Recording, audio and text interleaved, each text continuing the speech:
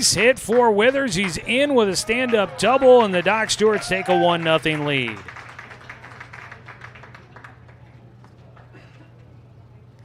Withers with a bloop double out to right field, and just miscommunication there by the right fielder and center fielder. And the Doc Stewarts will take a 1-0 lead here in the first. Man out at second base with 2 away here in the top of the first. So if you're watching, if you were watching and you flip back to the audio stream, it is a 1-0 lead, but we've started a brand new broadcast. I lowered the quality. Fingers crossed. This has really just been a frustrating night of broadcasting all around. And I'm sure you guys are frustrated trying to find the right way to follow the broadcast here tonight, and I'm probably not doing anybody favors. As a look back to second, no throw by Palazzolo. Daniel Withers out there.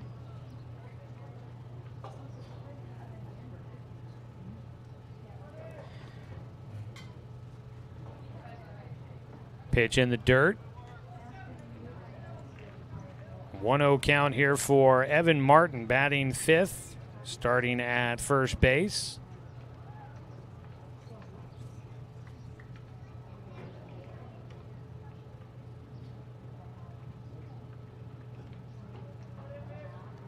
The pitch in, Martin swings and misses. So we started a new video broadcast. Go to our YouTube channel. That'll be the place to find it. 1490 The Score on YouTube. It'll be the one that is currently live streaming. What a mess of a night it's been. Evan Martin. Grounder left side. Backhanded by the shortstop. Long throw. Won't get there in time. Martin reaches on an infield single. Up to third base goes Daniel Withers.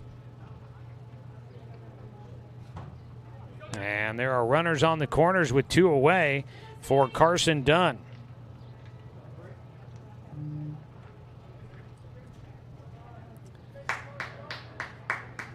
Dunn in the shadows at home. I don't think they've started to flick on any lights yet, so we're just dealing with bright outfield and dark on the at the home plate.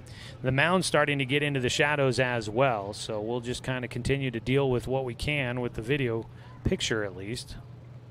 As it gets darker, it should even out. A ball lined over the over to left field, over the third baseman's head. Dunn, a nice easy swing, drives in a run, and the Doc Stewarts with a 2-out rally here have put 2 runs on the board in the first, as Carson Dunn will drive in. That was Evan Martin. Daniel Withers scoring from third. Evan Martin goes up to third. And actually, he's at second base. It is a 2-0 lead for the Doc Stewarts.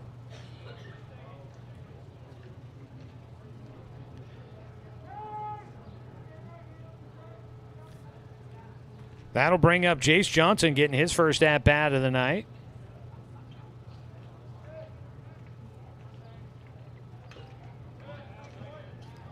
Fouls off the first pitch for strike 1.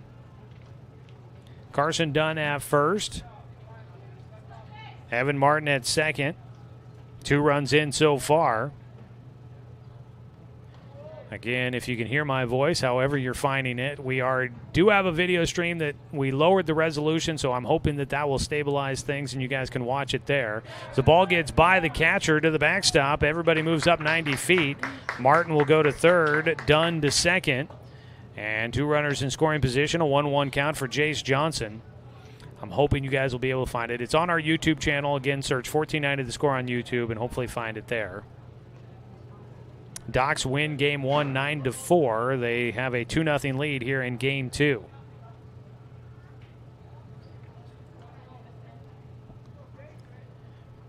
Jace Johnson at the plate with 2 runners in scoring position, a 1-1 pitch. Hits the outside corner for a called strike.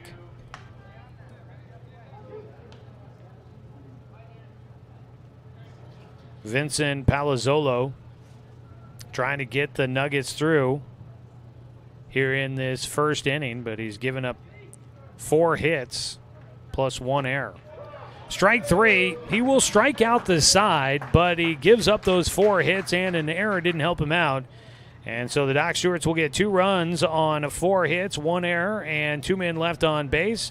Chase Johnson goes down looking. 3 strikeouts for Vincent Palazzolo here in the first inning. We go to the bottom of the first. 2-0 Doc Stewart's in front on 541radio.com and on the Score, 92.3 FM and 1490 AM.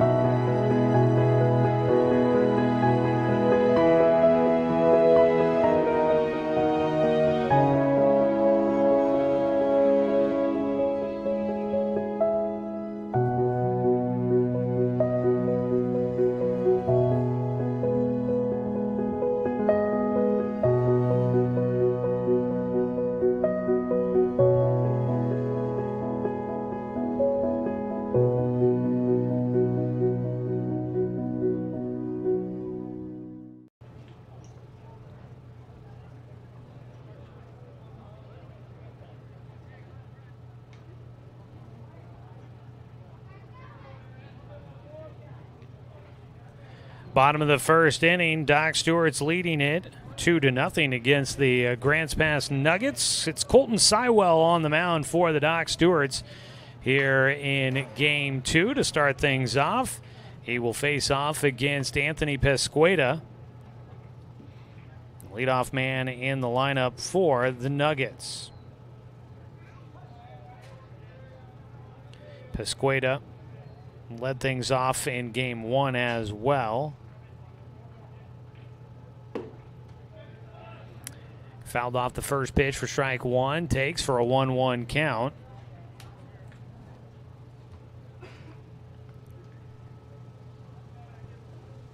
The pitch, pop fly, right field side. Out there in right field, Cade Johnson settles underneath it for the first out here in the bottom of the first. Doc Stewart's defensively behind the plate. Waylon McKnight for the Docs in Game 2. Evan Martin at first, Logan Anderson at second. On the left side of the diamond, Daniel Withers at third. And that is Jalen Riddle at short. In the outfield from left to right, Sebastian Watson, Carson Dunn, and Cade Johnson. A look at your defensive lineup for the Doc Stewarts. When you're looking to build the best lineup for your summer protection of your home from those bugs, well, you want to make sure you give Cooper's Pest Control a call. That's Cooper's Pest Control, your locally owned bug assassins. Give them a call at 673-0363. Your starting lineup sponsor. 1-0 count here for the number 2 hitter.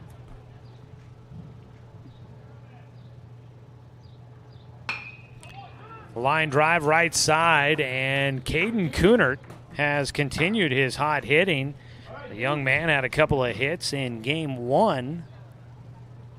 In fact, in Game 1 of the doubleheader, Cade Kunert ended up going 3 for 4. He picks up his 4th hit of the day, a base hit to right field off of Colton Sywell.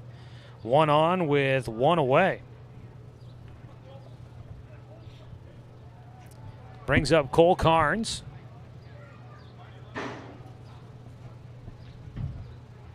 First pitch to the lefty is low for ball 1.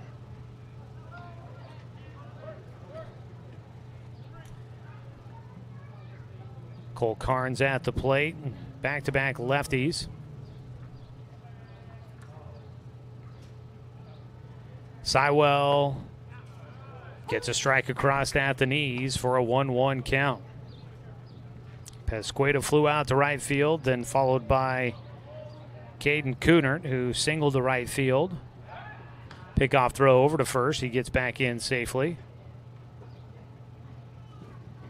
Cole Carnes at the plate right now as we learn the lineup as it comes up to the plate for the Nuggets. 1-1 pitch. Gets by Waylon McKnight out to second base. Taking a look, Kunert in safely.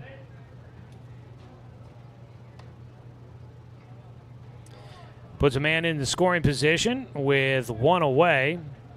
2-1 count at the plate for Cole Carnes. Waiting on deck is Kellen Willer.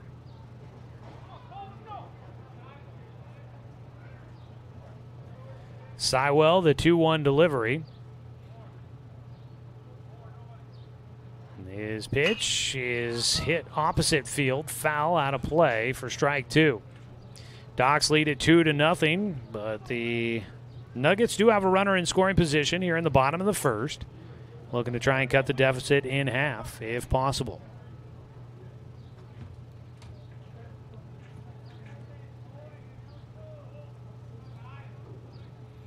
Swing and a miss on the 2-2 changeup. Got him with the off-speed pitch. A strikeout for Colton Sywell, his first of the night. And that is a Mountain Mike's Pizza strikeout for the Doc Stewart's pitching staff. Don't strike out with dinner tonight. Head by Mountain Mike's Pizza. Pizza the way it ought to be. 2 away. Kellen Willer will bat, right-handed batter.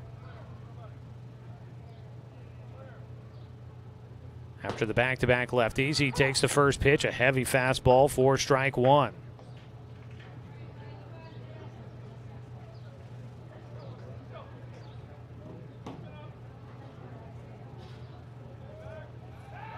Pickoff throw to second base by Sywell, not there. Anderson applying the tag, but not in time to get the runner.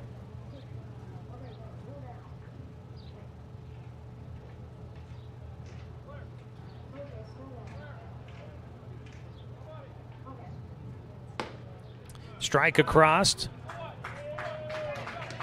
And Sywell is ahead against Willer, 0-2.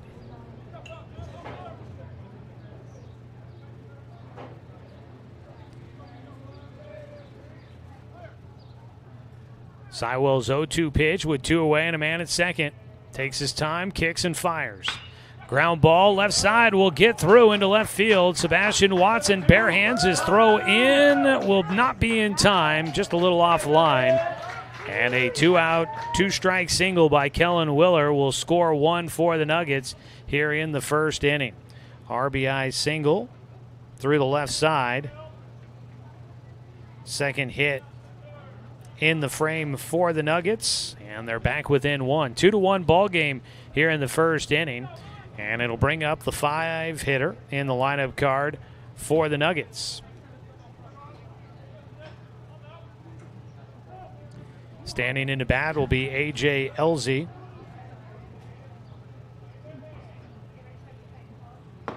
First pitch low and outside for ball one.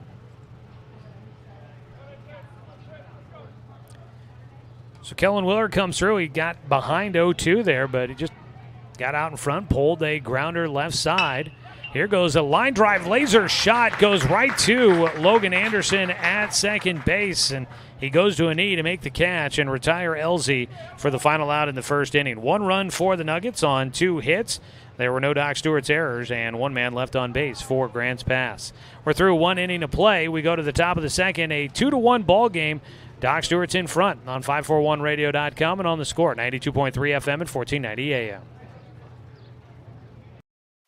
Hey there, sports fans. Thanks for watching this local sporting event online at 541radio.com. Did you know there's more than one way to watch games online?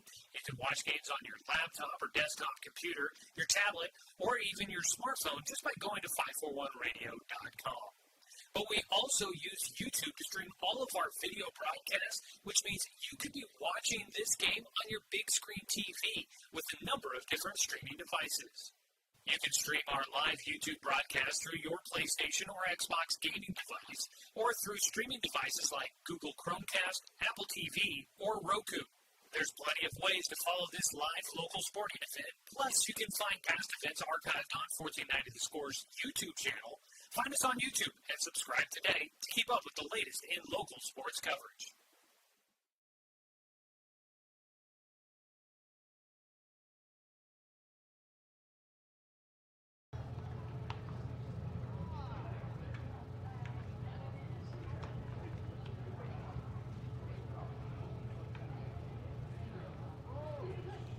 Go to the top of the second inning here at Reinhardt Volunteer Park in Grants Pass. 2-1. Doc Stewart's in front of the Nuggets, looking for a sweep here tonight. Vladimir Guerrero Jr. winning the Home Run Derby tonight, joining his dad as the only father-son duo to ever win that event. Good little bit of trivia there for you. Joey Keyran here with you. Doc Stewart's have the 8-9 one-hitters due up here in the second. It'll start off with Sebastian Watson, working against Vincent Palazzolo. He's got a lot of consonants in his name, a lot of syllables. Palazzolo misses high for ball 1 to Watson. A 1-0 pitch missing. 2 balls, no strikes to lead things off.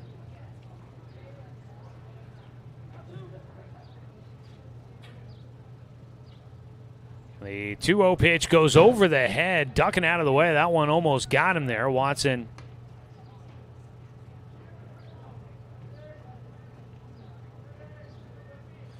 ahead, 3 balls, no strikes as that one went over his head. He will take high, and that's ball 4. That is a 4-pitch walk by Palazzolo to start things off here in the second. 1 on, nobody out.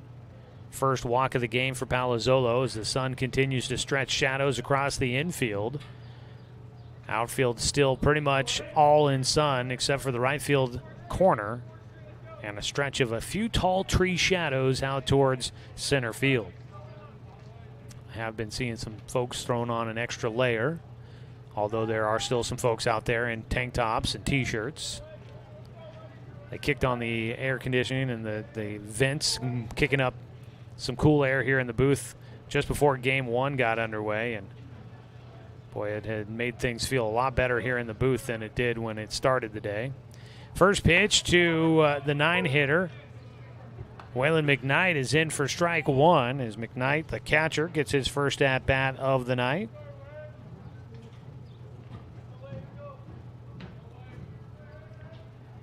At first base, Sebastian Watson, a swing and a miss for strike 2 for McKnight.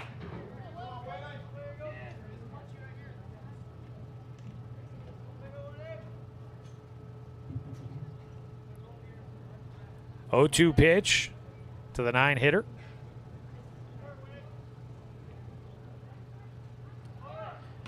Watson's going. The throw will not make its way to second. Behind the plate, A.J. Elzy dropped the ball out of the glove as he tried to make the transition to make the throw to second. A pitch outside. McKnight, a 1-2 count. Now man in scoring position.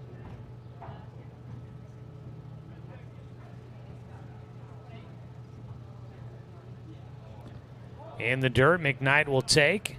Behind the plate, LZ working hard to make sure that ball doesn't get by him. That holds Watson out at second.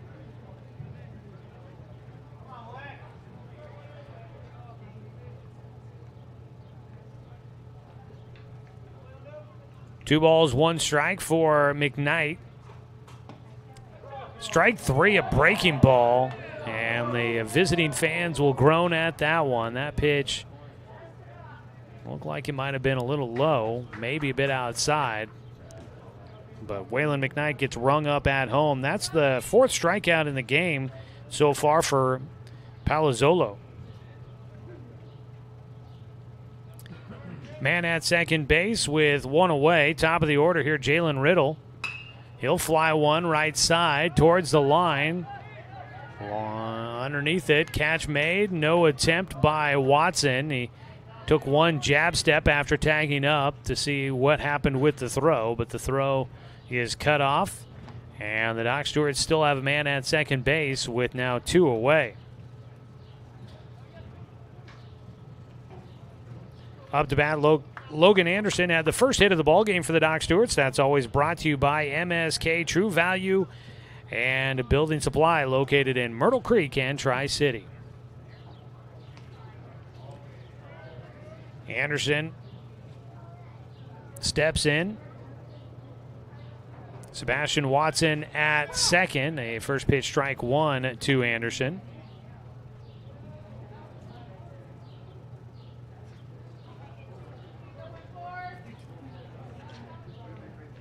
Anderson, his first base hit was a grounder up the middle. Then he advanced a second when the throw from the shortstop got by at first. The shortstop here in game 2 is Dane Kissel out there.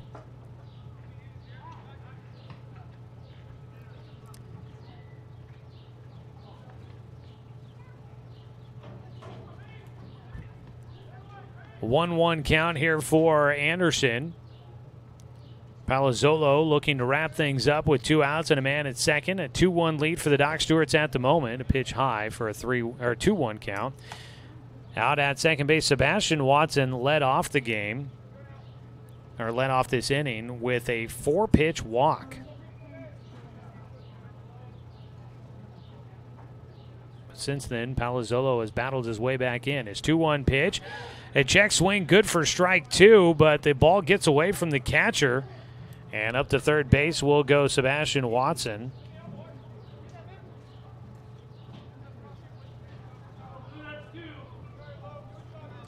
A.J. Elzy behind the plate. Couldn't handle the breaking ball. Hit the dirt, skipped away from him. So a full count. A man at third base with 2 away. Logan Anderson trying to get back the run the Docs gave up in the bottom of the first. A grounder, slow roller to short, in and out of the glove for Dane Kissel. On safely will be Logan Anderson. So Anderson right now is eating up Dane Kissel at short. That's his second error. Routine ground ball to him. It looked like it just got into his glove and kind of just rattled around, didn't get it out cleanly. I don't think he actually dropped it. I think he held on to it. It's hard to tell with these shadows, but the Docs will get a run across with 2 outs here in the second. Ball fouled away by Cade Johnson for strike 1.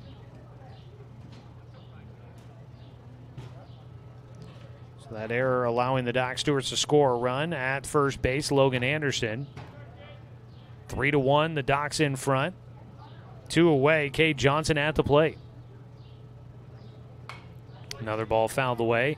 Do have the video stream. I feel comfortable right now. It seems to be moving along, or staying stable and going along. We posted the link on our Facebook page, 1490 The Score on Facebook, on the Doc Stewart's Facebook page as well. So check for the link there or go to our YouTube channel, 1490 The Score on YouTube, and you'll be able to find the video stream there.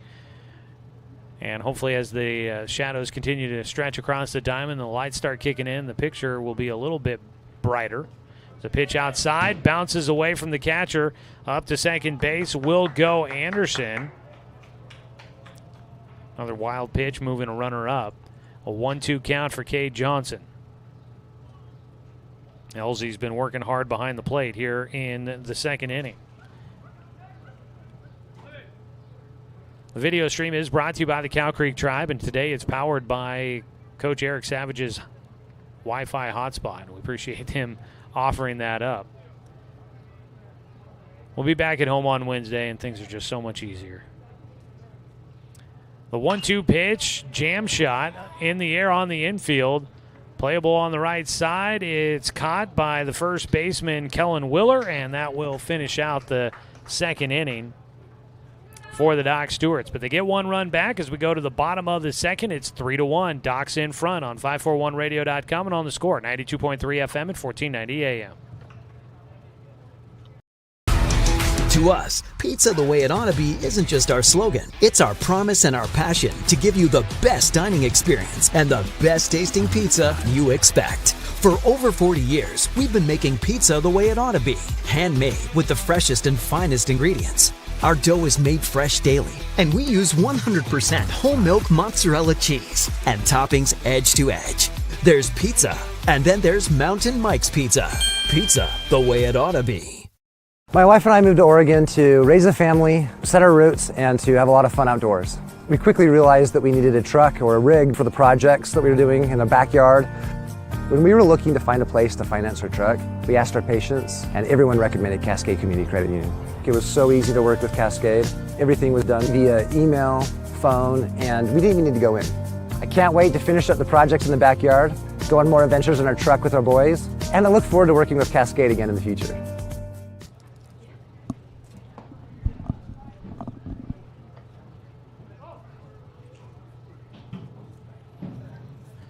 Going to the bottom of the second inning, Doc Stewart's leading 3-1. Doc Stewart's baseball here on The Score, brought to you by our friends at DC Farmers Co-op, where everyone's welcome to shop, and by Chuck Swarman Family Auto Repair. Are you ready to go where life takes you? I'm glad that life has taken us to being able to get the video stream running somewhat stably.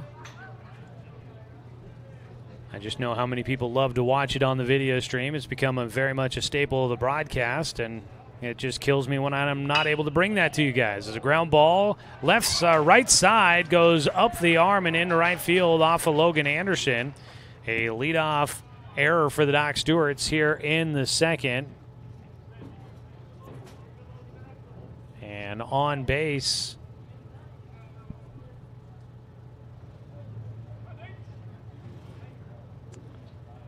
be another number I don't have on the roster that I gathered.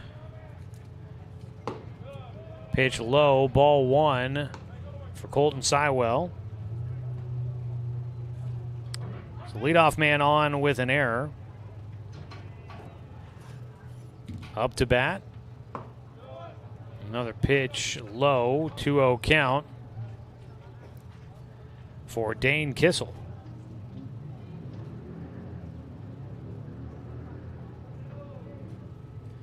The 2-0 in for a strike from Sywell. Sywell in the first inning gave up 1 run on 2 hits. Left 1 stranded. It is a 3-1 ball game here in the bottom of the second. Doc's in front. Outside, 3-1 count. The Emerald Challengers polished off the sweep of the Medford Mustangs here today. As a 3-1 pitch misses low and outside, a walk issued by Sywell. So runners at first and second now for the Nuggets, with nobody out. Up to bat in the 8th spot is going to be Kellen Rep.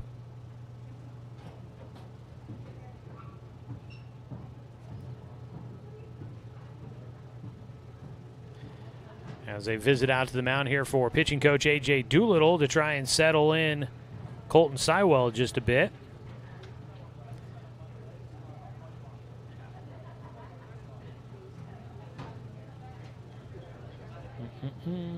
Yeah, they've come out with rosters that are slightly different, or jerseys that are slightly different than what they reported as their roster numbers.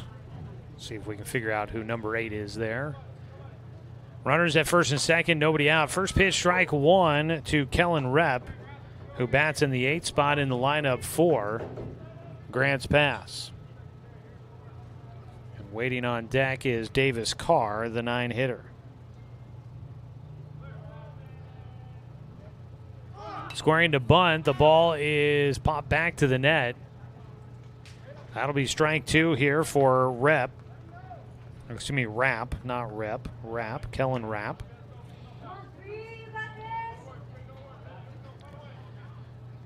Oh, 2 count with runners at first and second.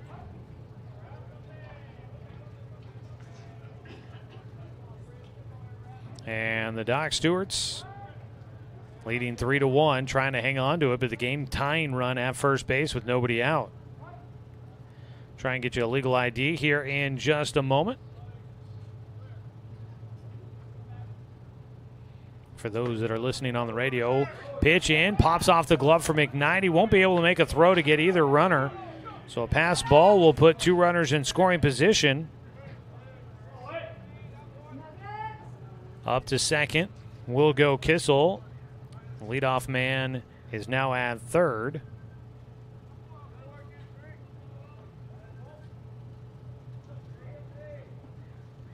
The 1-2 pitch, high.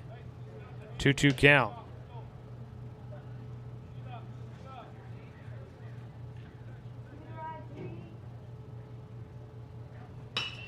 Ball lifted in the air out towards right field. It'll be the second baseman, Logan Anderson, to make a catch. Not deep enough to try and drive in the runner from third. So Kellen Rapp will fly out into the shallow right field grass, the second baseman underneath it.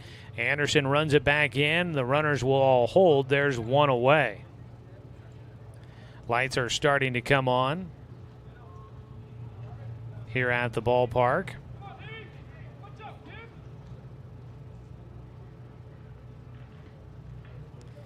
That's Ryan Diotti, I believe, that's wearing number 8.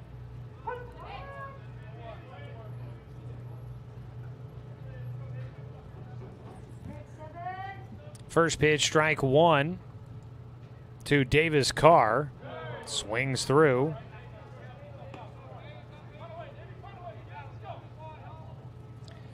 He's got himself an 0-2 count. Outside, out of the glove for McKnight, but the runners will all hold. Starting to see the infield a little better now that the shadows are starting to kind of stretch and fill up the whole field. 1-2 delivery. Ground ball right side, should drive in a run. Anderson will make the put out to first. Martin turns and looks to the runner at third. Dane Kissel gets there. Diotti will score from third to make it a one-run ball game once again. Davis Carr with an RBI ground out. 2 down. Man at third base, a one-run ball game. Top of the order. Up to bat will be Anthony Pesqueda. Takes low and inside for ball 1. He flew out to right field in his first at-bat to begin the bottom of the first inning. Got a chance to try and tie it up here with a base hit. Swings through to make it a 1-1 count.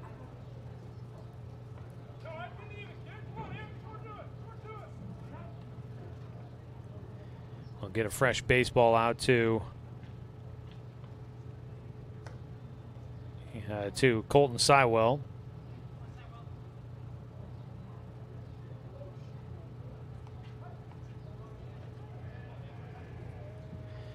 The 1-1 pitch. Called strike 2.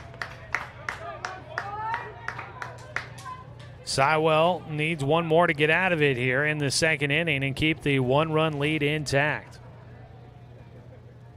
He'll wind and fire with a man at third. Gets a swing and a miss in the dirt. Up throwing McKnight will send it too far to first base. On safely goes Pesqueda, and we are tied at 3.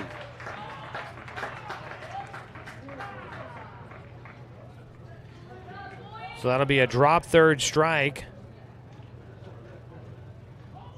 Pesqueda gets on at first. Coming in to score was Kissel. And the inning will continue as Coach Savage is going to come out and ask for an opinion on this from the home plate umpire. The call was safe at first. Got the 3-man crew here. Trying to get back to the bag was first baseman Evan Martin to try and make the tag on the throw that went wide of the bag at first. But it looked as if Pesqueda got there ahead of the tag, and Coach Savage is going to return back to the dugout, not getting an overturn on the call. So the ball game tied now with still 2 outs here in the bottom of the second. First pitch misses low for ball 1 to Caden Kunert.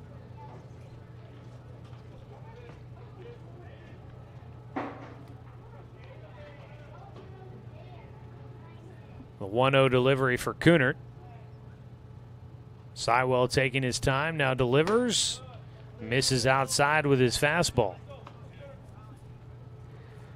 So the Doc Stewarts with a couple of errors here in the second inning. And the Nuggets have taken advantage and tied this one up 3-3. Inside for Sywell to the lefty, Kunert, who has got 4 hits in this doubleheader.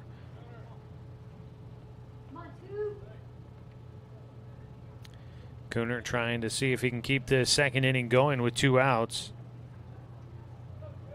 Sywell was one strike away from getting out of it and actually should have had it. He had the strike he needed as they pitch in for a strike on the 3-0. He had the strike he needed, but the throw to first on the drop third strike did not work out for the Doc Stewarts. The delivery in on the 3-1. Check swing is fouled away. At the plate, Kunert frustrated with himself. He tried to check swing, and if he had been able to get the bat back and out of the way, he would have had ball 4, but he couldn't get the barrel out of the way. The ball found the bat, and it was strike 2 on the grounder to the third base dugout. 3-2 pitch for Sywell. And it's inside for ball 4. Another walk for Sywell, his second here in the second inning. Runners at first and second. A little bit of adversity for the Doc Stewarts here in the second inning, as they try to pull off a sweep of Grants Pass. Up to bat, Cole Carnes. He gets a check swing foul ball back to the netting. Cole Carnes struck out swinging in the first inning. One of 2 strikeouts in the game for Colton Sywell. That pitch inside gets by, and the runners both move up 90 feet. A wild pitch, putting the go-ahead run for the Nuggets here in the second inning at third base. There's 2 away. Doc Stewarts need one more out.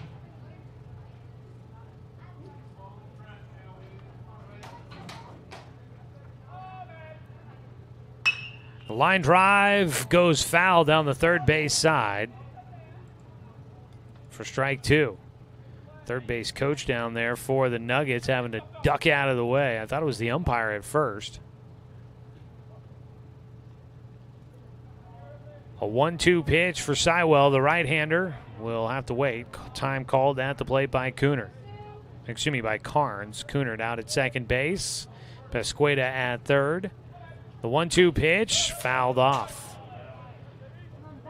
Carnes went fishing, able to just get a piece of that one, but he didn't hook that one. Meanwhile, on the mound, Colton Sywell doing what he can to try and see if he could get the hitter to chase, and swing and a miss, come up empty. The 1-2 pitch again. Just outside to even things back up. 2 balls, 2 strikes.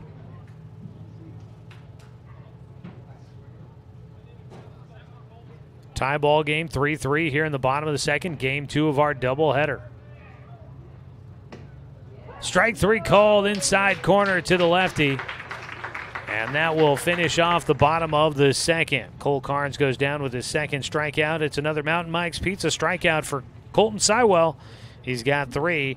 But the Nuggets will tie it up here in the second. They get 2 runs on no hits. There were 2 Doc Stewart errors.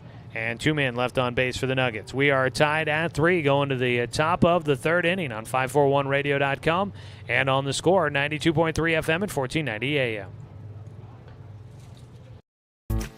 At Douglas County Farmers Co-op, we want your four-legged friends to be healthy and happy. That's why we stock a carefully curated selection of pet, equine, and livestock supplies. From the premium foods your pets crave to grooming and show supplies that help you shine in the show ring, you'll find it at Douglas County Farmers Co-op. Our knowledgeable staff are here to help with those tough pet and livestock care questions. Stop by or shop at DouglasCountyFarmersCoop.com.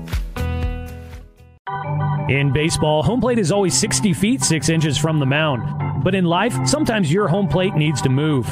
If you're planning to move, contact BTB Moving for help. BTB Moving is a labor-only company offering statewide services such as packing and unpacking, loading and unloading, piano moving, cleaning services, and 24-hour emergency services. BTB Moving is an affordable veteran-owned company. Call 541-315-0122 for help with your next move. BTB Moving for all your moving needs.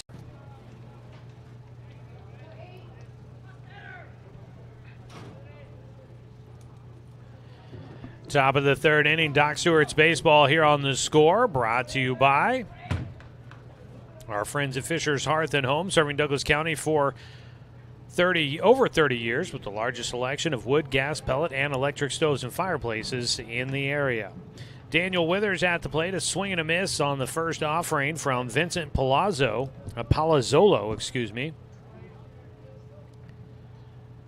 The 0-1 pitch, breaking ball, outside, 1-1.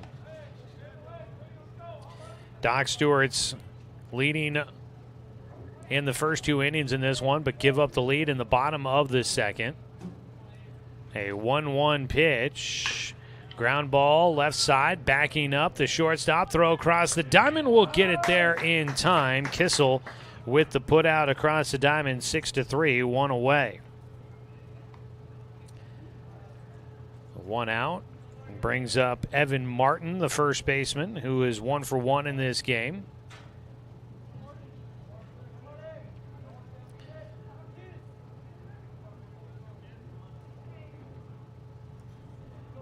Martin stands in with nobody on and the 1 out.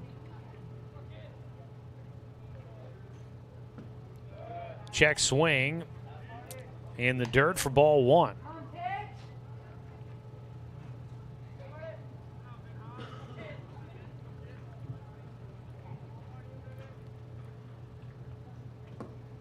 In the dirt again, 2-0 count for Palazzolo against Evan Martin.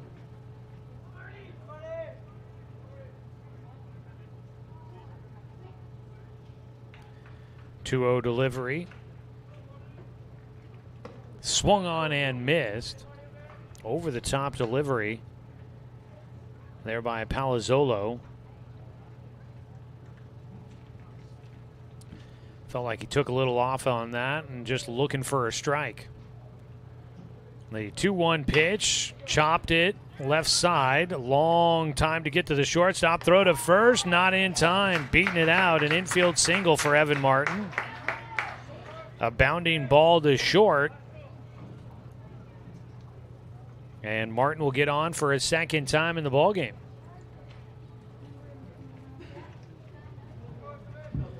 Looking around the diamond, we haven't really gotten a chance to do it. I've been playing catch-up all night. A.J. Elzy behind the diamond, or behind the plate. Cole Carnes at first, Kellen Rapp at second. On the left side, Anthony Pesqueda at third, and Dane Kissel at short. First pitch, squaring to bunt. It is popped up popped up in between the mound and the home, and it is a base hit for Carson Dunn. As I trip over my words there. That ball didn't go very far, but the catcher, A.J. Elzy, didn't have a whole lot of opportunity to do much with it. He, for a moment, looked like he was going to try to let that ball roll foul, but it was too far into fair territory to really consider that happening. And so by the time that little hesitation, by the time he recovered on safely, was Carson Dunn. Dunn now 2 hits in this game. A ground ball, third base side. They'll go to tag the runner, throw to first, not going to be there in time. So they get the lead runner, Evan Martin, out. Tagged, running from second to third by third baseman Pesqueda. Martin still at third base. And now his appeals will not result in him getting to stay on base. 2 down. And runner still at first and second. It'll bring up Jace Johnson.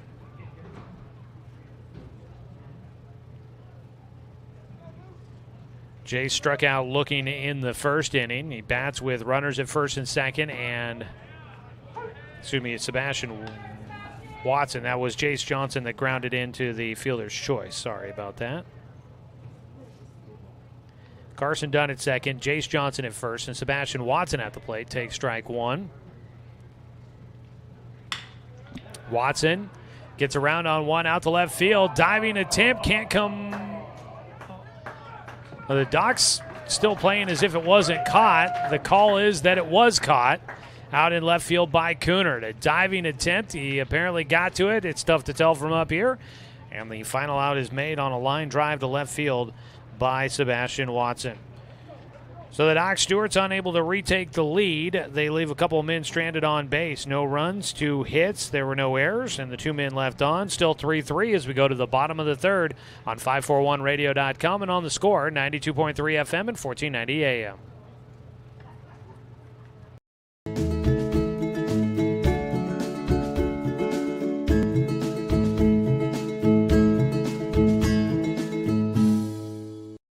Looking for more local sports coverage? CBS Sports Radio 1490 The Score has you covered. Check out our homepage at 541radio.com for sports stories, scores, and podcasts. And follow us on social media. 1490 The Score is on Twitter, Facebook, and Instagram. And take the station with you wherever you go with the 541 Radio app. Download the app in your smartphone's app store and get access to a live stream of the station, sports stories, podcasts, and easy messaging with the station and others. Brook Communications radio stations have joined forces with the News Review and Lotus Web Services, announcing the Lotus Media Group, a multimedia enterprise. Web, broadcast, print. Make it happen with Lotus Media Group, LLC.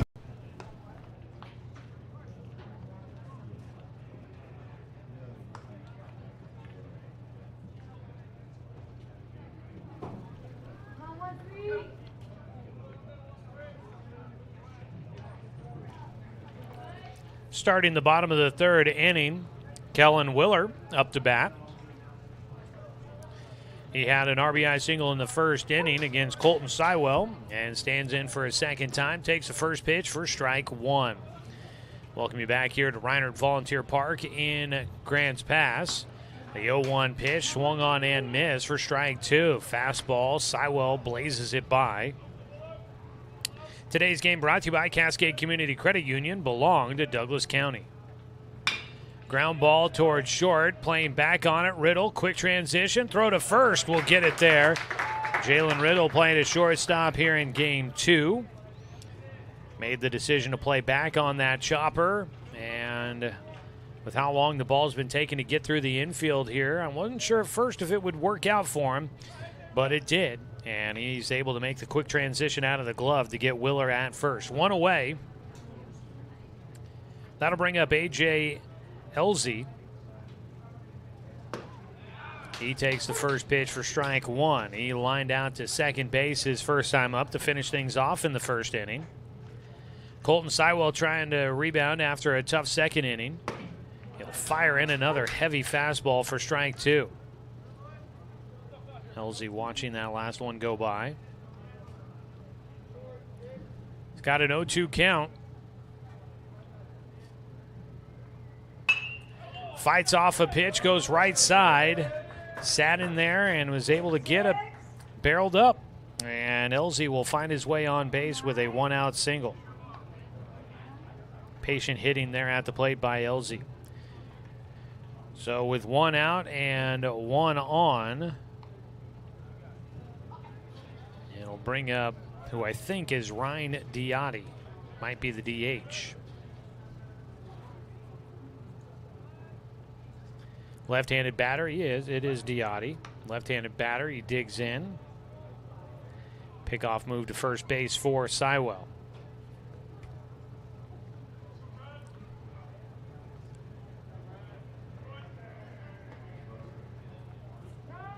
Time called before the first pitch.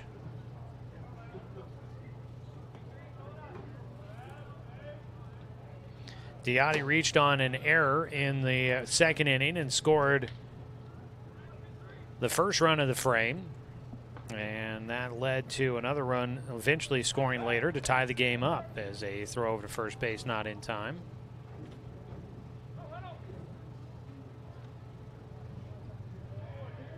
(3-3) ball game in the bottom of the third. Another pickoff throw that over to first base. A.J. Elzy over there getting down and dirty on this dirt and grass field. Not like the catcher hasn't gotten dirty already here today.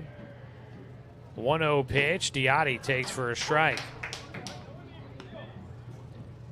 Doc Stewart's trying to build off of the Game 1 9-4 victory. Docs trailed 1-0 in that one, but then scored 4 runs in the top of the 5th inning and ended up winning 9-4. 1-1 pitch inside to Diotti. 2-1 count. So they're hoping they can kind of do the similar thing here as the lineup gets a chance to go through for a couple of times. Docs are hoping that they'll be able to really put the pressure on this Grants Pass squad. 2-1 pitch is fouled away.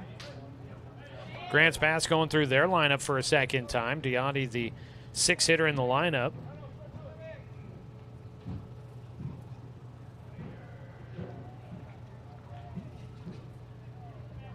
Kick and fire. Sywell gets him to pop up left side. Playable for Watson. Camped underneath it. Catch made. 2 away. Back to first base goes Elzy. Up to bat, Dane Kissel.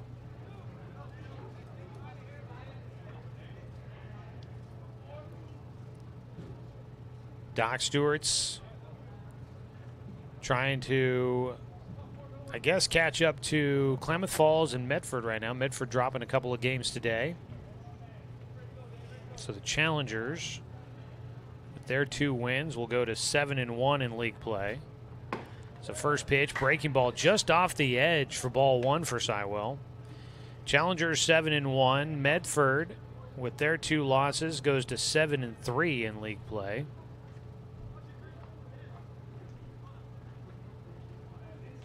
A 1-0 pitch, fouled back to the net, behind home for strike 1 for Dane Kissel, who drew a walk in his first at-bat, eventually scored the game-tying run.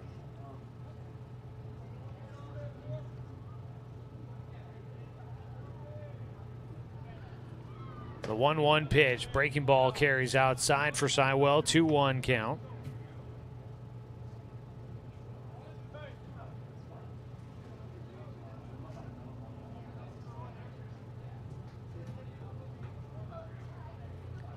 Sywell's 2-1 delivery. That ball lifted towards left field. Long run for Sebastian Watson. He won't get to it in time. Takes it on the 1 hop, fires back in. Throw to second base. They get it there, and the Doc Stewarts will wrap up the frame as Dane Kissel tries to make it a double. He will get thrown out at second base. First to third for A.J. Elzy, but the throw in cut off. Flip to second. Anderson makes the tag. That'll go down as 7-6-4 on the putout at second base for the final out here in the third. So the Nuggets will leave 1 stranded, no runs on 2 hits. There were no Doc's errors and 1 man left on for the Nuggets. We go to the top of the 4th on 541radio.com and on the Score, 92.3 FM and 1490 AM. Copy.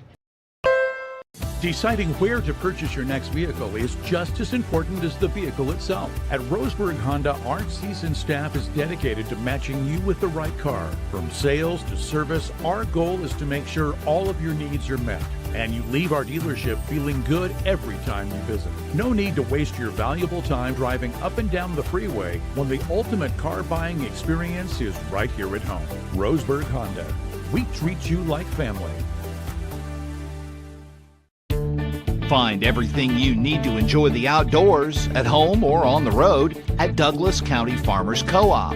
Our garden center has what you need to create an oasis at home, from patio furniture to plants and everything in between. And whether you're barbecuing at home or tailgating at the game, we stock the best products from Yeti, Traeger, and Weber. Stop by or shop online at DouglasCountyFarmersCoop.com.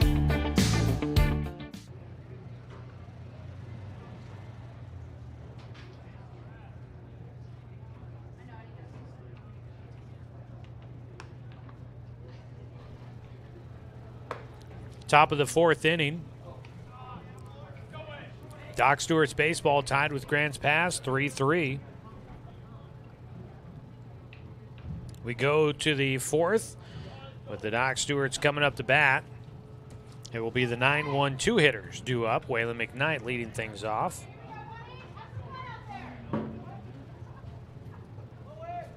McKnight 0 for 1 in the game with a strikeout. First pitch, a breaking ball, drops in for a strike from Palazzolo. Docs with 2 runs in the first inning looked like they were going to build off of the Game 1 win, and then they've kind of settled in and haven't been able to add much to it. Got 1 back in the second, but Grants Pass has not relented. They carried off the momentum from Game 1 where they scored 3 runs in the bottom of the 7th inning. And they were able to build off of that, and they've fought their way back into this one to tie it up 3-3 here. Strike called on a breaking ball to McKnight. He's got a 1-2 count. Time called. McKnight back in with the 1-2 pitch. Takes a little elevated, evens it up. Tonight's ball game brought to you by Dr. Lance and Randall Family and Cosmetic Dentistry. Visit them at drrandall.com or call them at 541-378-6694. 2-2 pitch. Swung on and missed, and McKnight will have his second strikeout of the ball game. That'll be strikeout number 5 on the night for Vincent Palazzolo. 1 away, top of the order, Jalen Riddle standing in. Riddle is 0 for 2, flew out to right field his last time. Squares to bunt. He'll take in the dirt for ball 1.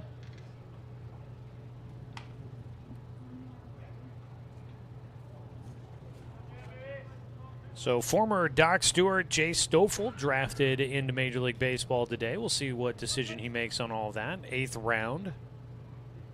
Scoring to bunt again. High and away for Riddle. 2-0 count.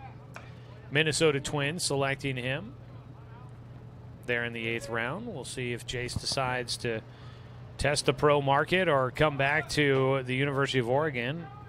Kind of feel like he's probably, this is just a complete wild guess, but I'm thinking probably going to head to the minors. Hopefully his injury is behind him that kept him out at the end of the season. Pitch high on the 3-0 delivery. A 4-pitch walk to Jalen Riddle with 1 out in the top of the 4th. Just the second walk issued by Palazzolo. 1 on, 1 away. Logan Anderson will bat. He's reached base twice, last time on an error.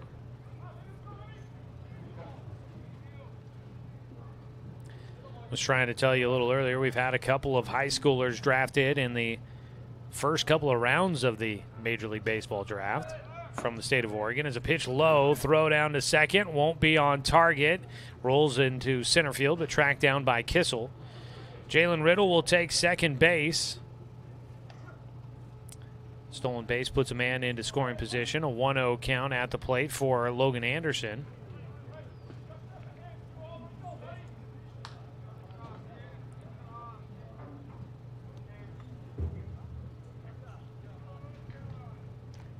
Palazzolo working out of the stretch, staring in. 1-0 delivery. Line drive out to left center is going to drop in. Riddle heading around third. They're waving him home. He'll score easily.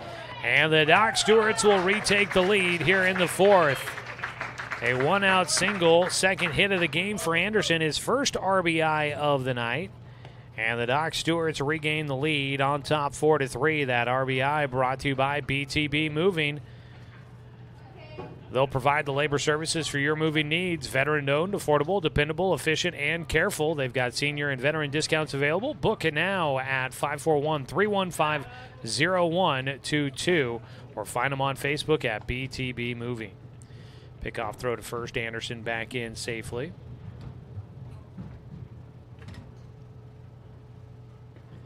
Up to bat, Cade Johnson. Swings, grounds one, left side, shortstop. Kissel, throw to first, offline, but the tag, no, it goes out of the glove for the first baseman, Cole Carnes. He swiped and made the tag, but it popped out of the glove, and Cade Johnson will be on safely at first. Up to second base, Anderson. Runners at first and second with 1 away. That'll be an error on the first baseman. Kissel with a pretty decent throw to first on the run. So runners at first and second. third error of the game for Grants Pass. They had 4 in game 1.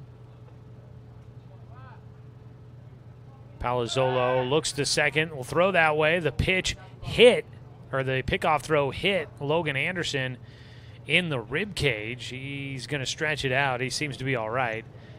That kid, he seems like a wild card out there. He's got all sorts of energy, it feels like.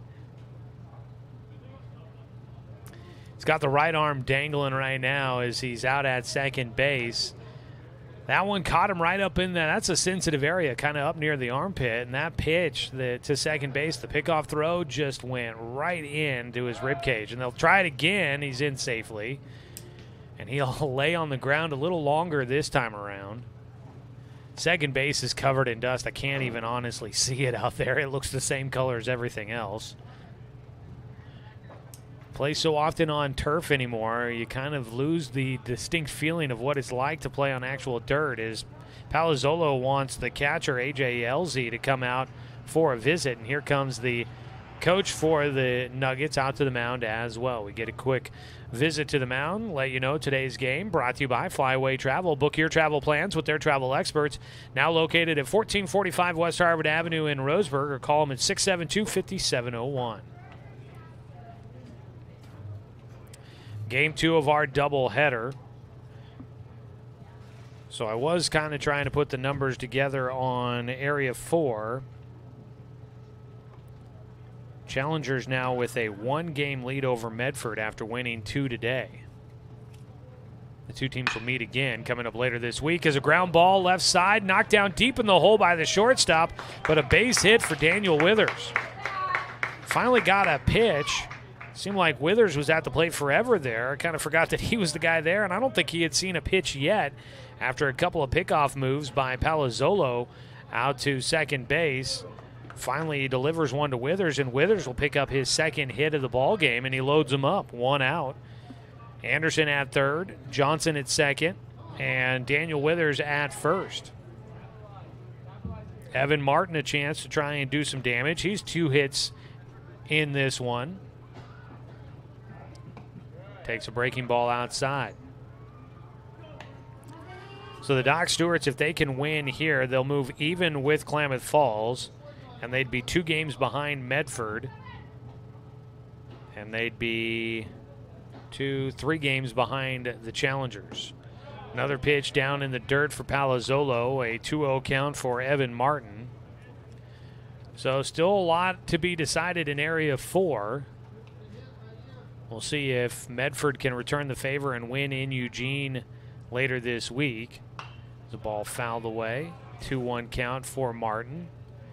If Medford could get a couple of wins against the Challengers, I believe they play on Wednesday, and the Docs could find a way to sweep Grants Pass at home on Wednesday when they play, the Docs would be 7-5, and if Medford can get a couple of wins against the Challengers, those 2 teams would be 7-3, and the Docs would be 1 game behind them in the standings. Ball hit right side for Martin. That's going to carry enough. It'll give the Docs a chance to tag and score. Coming in from third is Logan Anderson on the sac fly for Evan Martin. Cade Johnson tags and goes to third. Holding at first was Daniel Withers. So the Doc Stewarts will add another run on the sac fly by Martin. He picks up an RBI. There's 2 down. And that RBI again brought to you by BTB Moving. Lights starting to take some effect here as the field is filled with shadows. The sun has headed behind the horizon, painting the hills off in the distance some bright orangish and pinkish colors. First pitch, squaring to bunt. Carson Dunn puts it third base side. That ball will land in foul territory. Strike 1 for the Doc Stewart center fielder, who is 2 for 2 in the game. He had a bunt single his last time up. So the sun is setting. Darkness coming in on us here.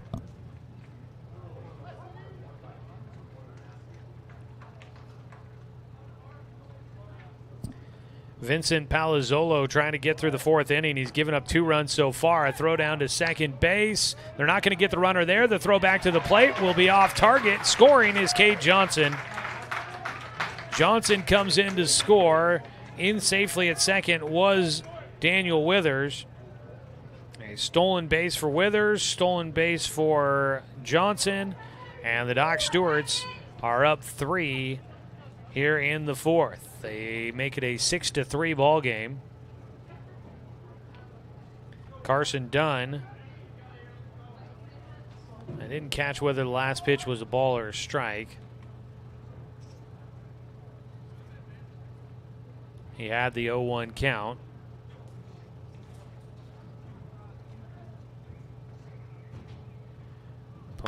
Palazzolo gets Dunn to foul off a pitch.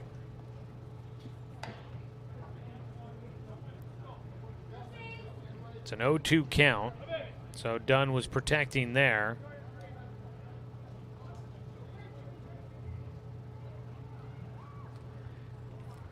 Oh, 0-2 pitch again for Dunn, trying to drive in another one with 2 outs here in the fourth.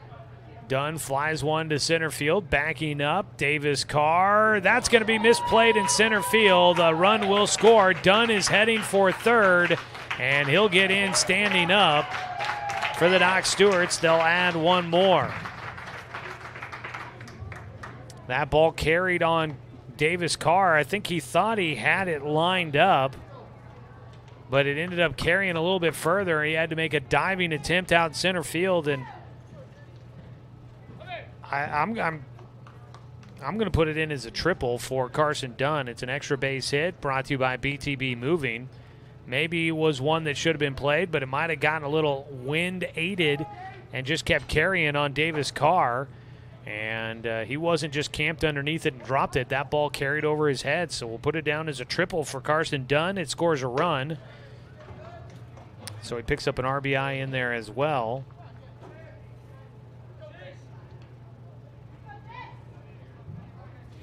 Up to bat, Jace Johnson took high and inside, ball 1. Docs leading it 7-3 as they pitch high, 2-0 count. Scoring easily from second was Daniel Withers on that ball. With 2 outs, everybody was moving. Dunn at third with 2 away. A 2-0 pitch here for Jace Johnson is outside in the dirt, 3-0 count. Carson Dunn with his speed. That ball hit so deep to the outfield. Once it got down, you knew he was going to keep trying to keep motoring around the bases. A 3-0 pitch, high and away, ball 4. And a laborsome inning here for Vincent Palazzolo. Issues the walk to put runners at first and third. Second walk here in the fourth inning for him. His third walk in the contest. First and third for the Doc Stewarts with 2 away. And the 9th hitter to the plate for the Docs will be Sebastian Watson.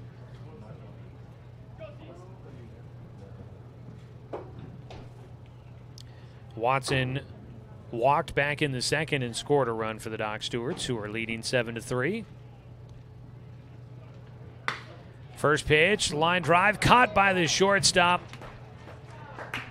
And Kissel will finish off things for the Doc Stewarts here in the top of the fourth inning, but they get 4 runs in on a total of 3 hits. There was 1 error for the Nuggets and 2 men left on base for the Doc Stewarts. We go to the bottom of the fourth. 7-3 our score here on 541radio.com and on the score, 92.3 FM and 1490 AM.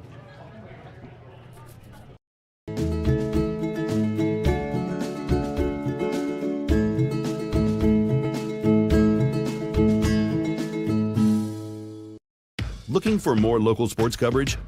CBS Sports Radio 1490 The Score has you covered. Check out our homepage at 541radio.com for sports stories, scores, and podcasts. And follow us on social media. 1490 The Score is on Twitter, Facebook, and Instagram. And take the station with you wherever you go with the 541 Radio app. Download the app in your smartphone's app store and get access to a live stream of the station, sports stories, podcasts, and easy messaging with the station and others. Brook Communications radio stations have joined forces with the News Review and Lotus Web Services, announcing the Lotus Media Group, a multimedia enterprise. Web, broadcast, print. Make it happen with Lotus Media Group, LLC.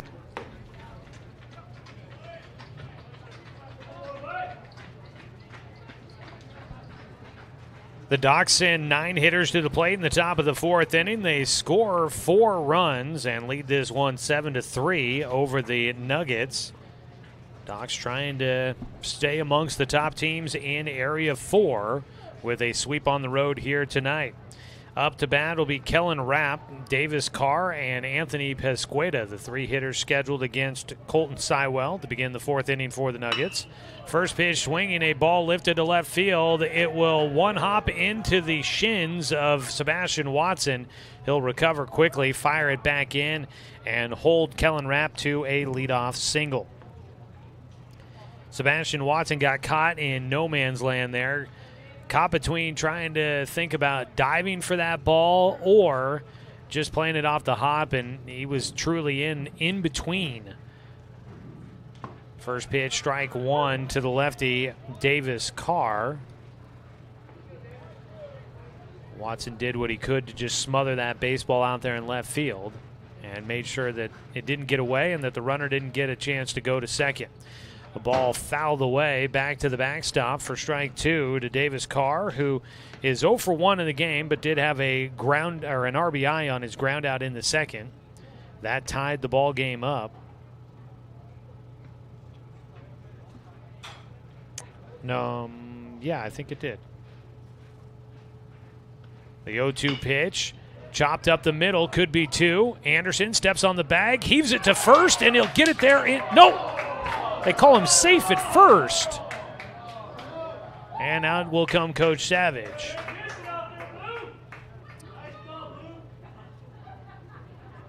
Martin looked like he kind of went up to get to that ball thrown to first, so I don't know if he lifted up off the bag to make the catch and didn't get back down in time.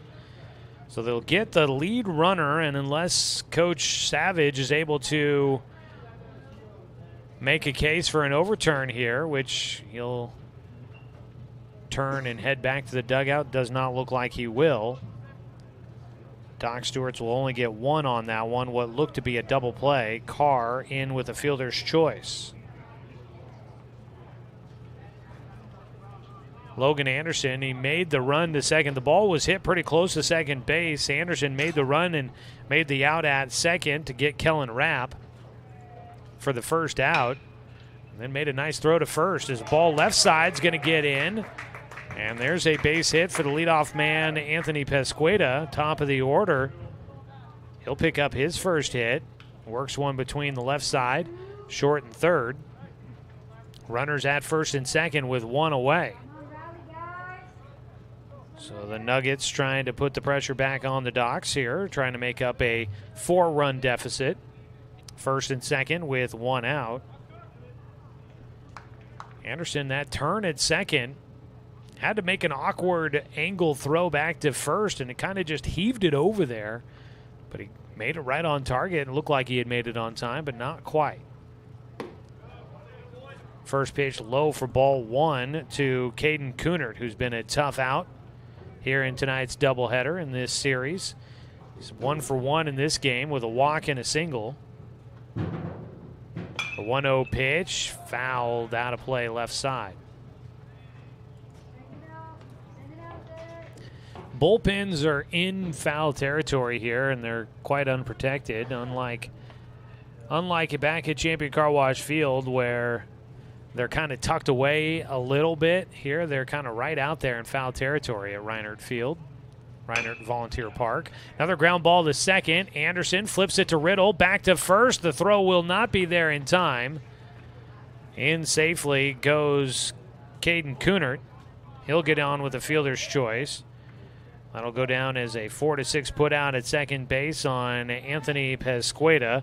Up to third goes Davis Carr. So runners on the corners with 2 away. Docs have had a couple of double play opportunities, But credit Caden Kunert, left-handed batter, down the line quickly.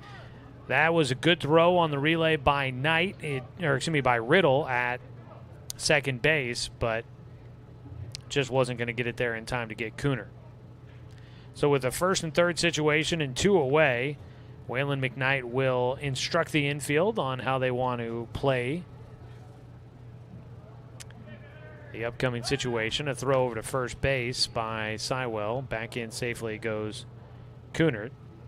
Cole Carnes is 0 for 2 in the game with a couple of strikeouts.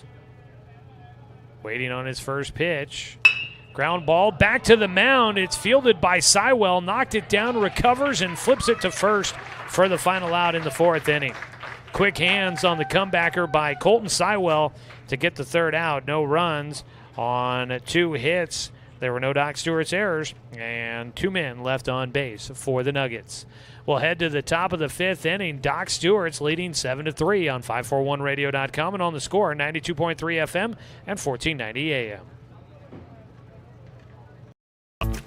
At Douglas County Farmers Co-op, we want your four-legged friends to be healthy and happy. That's why we stock a carefully curated selection of pet, equine, and livestock supplies. From the premium foods your pets crave to grooming and show supplies that help you shine in the show ring, you'll find it at Douglas County Farmers Co-op. Our knowledgeable staff are here to help with those tough pet and livestock care questions. Stop by or shop at DouglasCountyFarmersCoop.com. In baseball, home plate is always 60 feet, 6 inches from the mound. But in life, sometimes your home plate needs to move. If you're planning to move, contact BTB Moving for help. BTB Moving is a labor-only company offering statewide services such as packing and unpacking, loading and unloading, piano moving, cleaning services, and 24-hour emergency services. BTB Moving is an affordable veteran-owned company. Call 541-315-0122 for help with your next move. BTB Moving for all your moving needs. Top of the 5th inning, Doc Stewart's Baseball brought to you by Barnes Heating and Cooling, your complete energy company. Visit barnesheatingandcooling.com or call them at 541-459-1545. For the Doc Stewarts, as we begin the top of the 5th inning, it will be Waylon McKnight, Jalen Riddle, and Logan Anderson due up, with the Docs leading 7-3 against the Grants Pass Nuggets. Vincent Palazzolo on the mound for his 5th inning of work. First pitch, breaking ball low and inside for McKnight.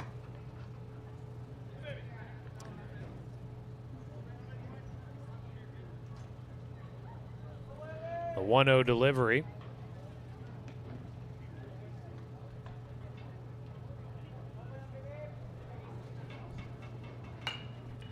McKnight will foul one down the first base side.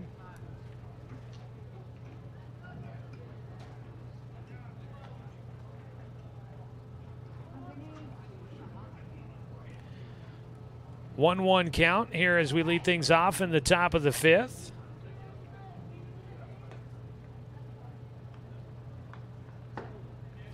Breaking ball drops in, and Palazzolo, that was a nice pitch to hit that outside corner.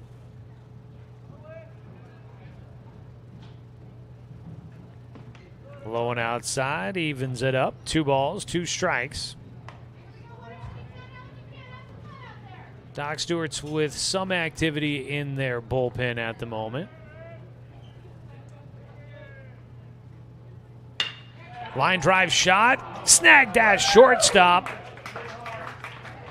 In front of it, the shortstop, Dane Kissel, able to snag that one away from McKnight. He hit that one right on the laces, but a laser beam. Dane Kissel gets his glove in front of it for the first out. He makes the play. That ball, not an easy one to get to, and it almost didn't stay in his glove. Jalen Riddle, squaring to bunt, takes high and away for ball 1. Doc Stewart's nobody actively throwing down there, but I have seen some guys down there maybe getting loose as the ball fouled away by Riddle down the third base side. 1-1 count. Doc Stewart's with 9 hits in the ball game. 3 errors for Grants Pass in game 2, following up 4 errors in game 1. The 1-1 off-speed pitch misses high. Activity in the bullpen for Grants Pass.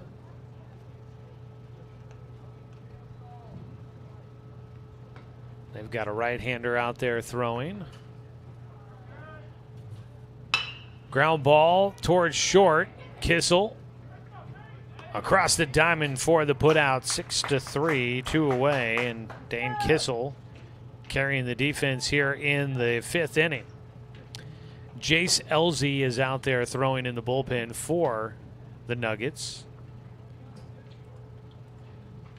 On the mound, 2 down for Vincent Palazzolo, trying to work his way through the 5th. He'll face Logan Anderson, who is 2 for 3 here in game 2 with a pair of runs scored and an RBI.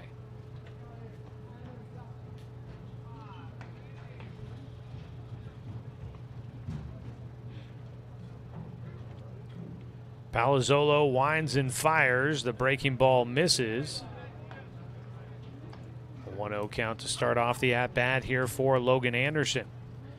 Doc Stewart's off tomorrow, then return to action at home on Wednesday. 1-0 pitch. It's up the middle, base hit. 3 hits in the game now for Logan Anderson, who continues to hit really well this summer for the Doc Stewarts. A 2-out single puts a man at first. Up to bat, Cade Johnson. Doc Stewart's in action on Wednesday against Grants Pass, and they've got Thursday, Friday, Saturday off. They're back to action on Sunday against the Challengers to begin their final series in Area 4 play. Check swing on a foul ball there for Cade Johnson.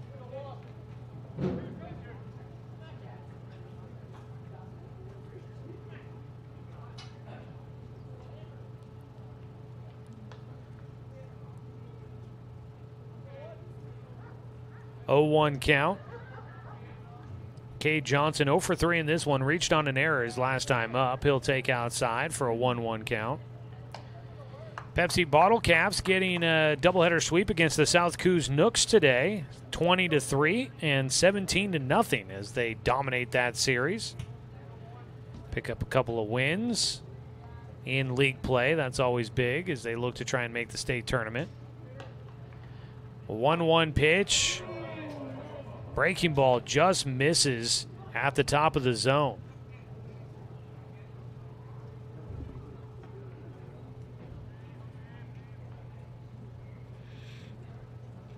Two-one count.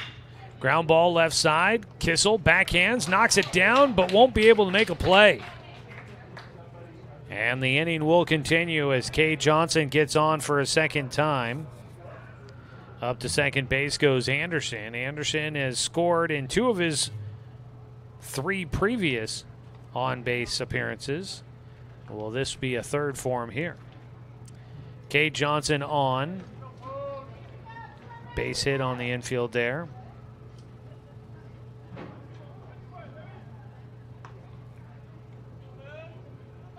Palazzolo now faces Daniel Withers, who is 2 for 3 with a double. First pitch misses for ball 1. Withers a double in the first to drive in a run, a single in the 4th. He's been on base twice and has scored both times. Takes outside, a 2-1 count.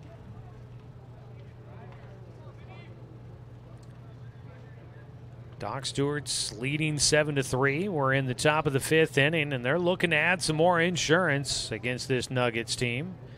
Been a lot of runs scored in these Nuggets games that I've noticed. As a pitch bounces in, the runner taking off for third. The throw is in low, safely going to third base. Logan Anderson seeing that the ball was in the dirt, and A.J. Elzy behind the plate wasn't getting back to it very quickly. He decides to try and take third. And Withers is going to head on down to first. I believe they might have just intentionally walked him. believe they just put him on. So an intentional walk there to Withers. Didn't want him to come up with a big spot, I guess, with runners at second and third. And now a visit to the mound is going to be the end of the day for Vincent Palazzolo. He will come out of the game here in the fifth inning. A new man will take over for the Nuggets. Before we take a break, let's go ahead and pause 10 seconds for station identification. This is Doc Stewart's Baseball here on The Score.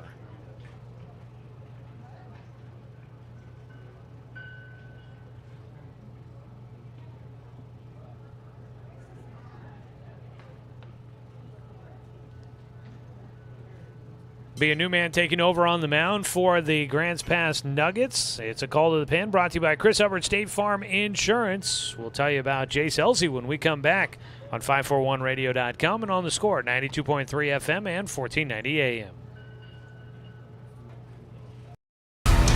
To us, pizza the way it ought to be isn't just our slogan. It's our promise and our passion to give you the best dining experience and the best tasting pizza you expect. For over 40 years, we've been making pizza the way it ought to be.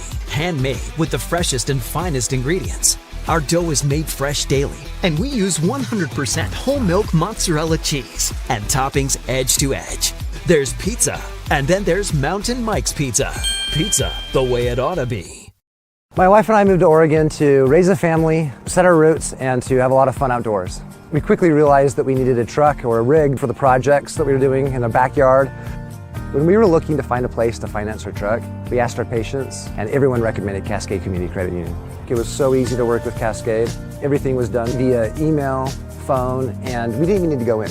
I can't wait to finish up the projects in the backyard, go on more adventures in our truck with our boys, and I look forward to working with Cascade again in the future.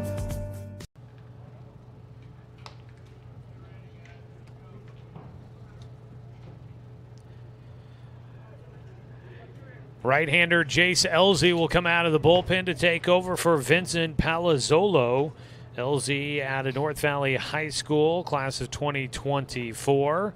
The call of the pen brought to you by Chris Hubbard State Farm Insurance. If you're looking to make a change when it comes to your insurance coverage, get in touch with Chris. He can help you deal with all life's curveballs with life insurance coverage to fit your budget. Plus, coverage for your home and auto. Contact Chris Hubbard at 541-672-3301 or visit chrisinsurers.com for a quote today. Elsey comes into the game as Palazzolo exits after 4 2/3.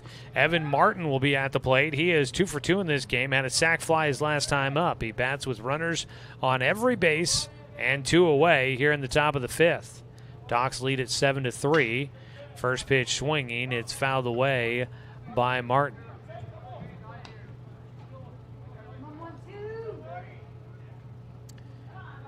Doc Stewart's trying to really put this one out of reach for the Nuggets here midway through this contest. 0-1 count from Martin. Elsey takes his time on the mound. Jace Elsey throwing to A.J. Elsey. Hits the outside corner for strike 2. According to my notes, Jace Elsey went to North Valley High School. A.J. Elsey went to Hidden Valley. So not sure if they're cousins, maybe brothers that went to different schools. The 0-2 pitch bounces in. Feels like on the same team it would be random, especially for a rare last name kind of like Elsey. It feels like that would be a little odd if they weren't related in some way. A 1-2 pitch here for Evan Martin.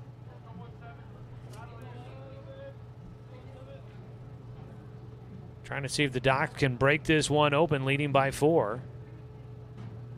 The pitch. That ball down the right field line, foul territory, giving chase. Cole Carnes won't have a chance to get to that foul ball. The first baseman just didn't have the speed to get underneath that ball.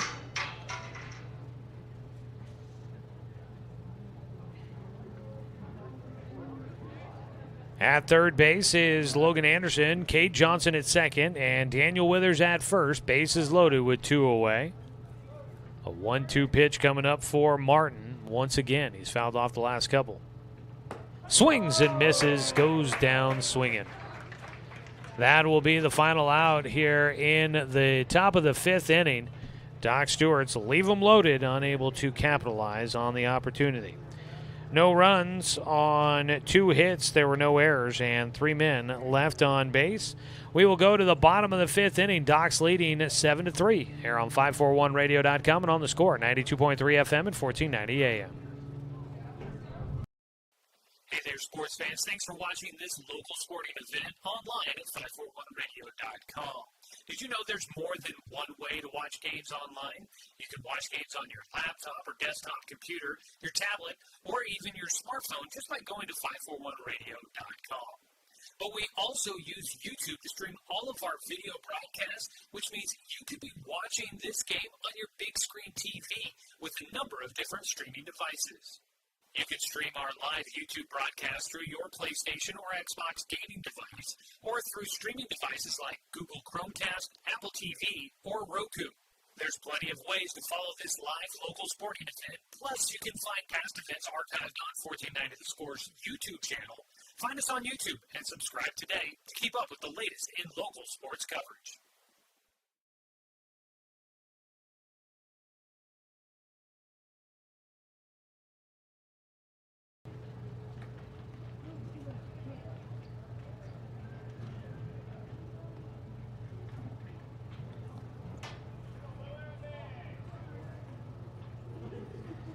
Starting the bottom of the 5th inning, Doc Stewart's leading 7-3. Tonight's ball game brought to you by Roseburg Honda. Buying a car can be a hassle, but at Roseburg Honda it's different. Customer satisfaction is their highest priority. Visit Roseburg Honda, where they treat you like family because they are family. Before the first pitch, Colton Sywell calls out Waylon McKnight to make sure everybody's on the same page. Doc's with 2 in the first, 1 in the second, and then they added 4 in the 4th. That's the difference right now. Grants Pass with 1 in the first, 2 in the second. First pitch swinging for the leadoff man, Kellen Willer, in the air to left field. Calling for it is Sebastian Watson. He collects the fly ball for the first out to start things here in the bottom of the 5th. Kellen Willer now 1 for 3 in the game after his RBI single in the first. A.J. Elzy is 1 for 2. He had a single in the 3rd inning. He gets a hold of one, sends it to third baseman Daniel Withers. Withers across the diamond, gets it to Martin just in time. 2 away. On time and on target there for Daniel Withers. 2 down. Ryan Diotti will bat. He is 0 for 2 in the game, but reached on an error in the second and scored. He will bat with nobody on and 2 down. Sywell looking for a big 1-2-3 inning here in the 5th.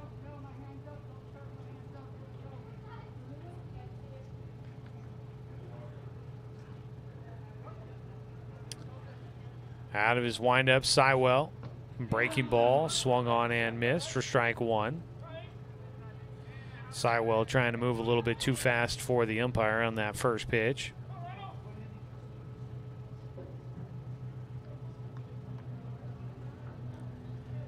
The 0-1.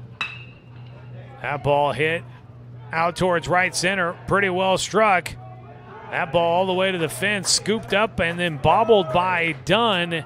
And Diotti will hold at second. He'll be on with a 2-out double. That ball pretty well hit out to right field.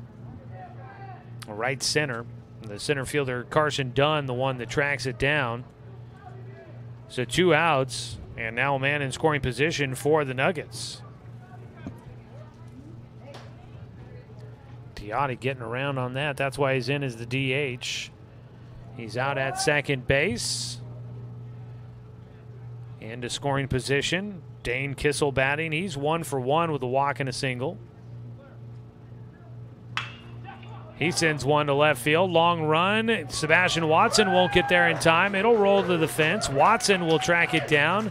Back-to-back doubles for the Nuggets, and they get one here in the 5th after Colton Sywell gets the first 2 outs quickly. Back-to-back doubles changes the tenor of this frame just a little bit. RBI double there for Dane Kissel, his second hit. 7-4 the score. Still 2 outs. Kellen Rapp will bat. He is 1 for 2 as well.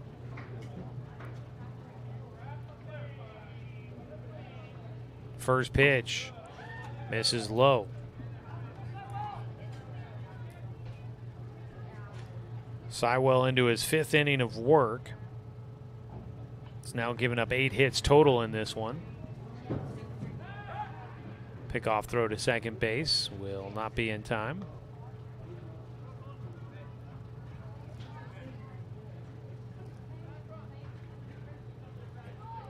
Sywell's 1-0 pitch. Fouled off.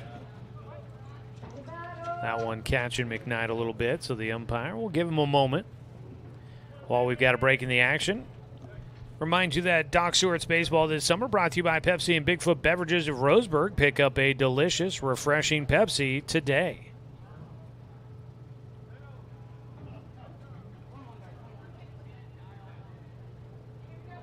Sywell has a 1-1 count against Kellen Rapp. Kicks and fires out of the stretch, missing low. Kellen Rapp, the second baseman.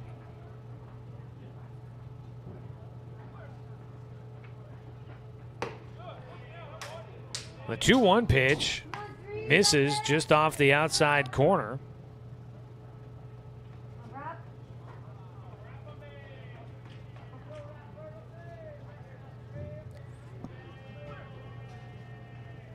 The 3-1 pitch, ball 4.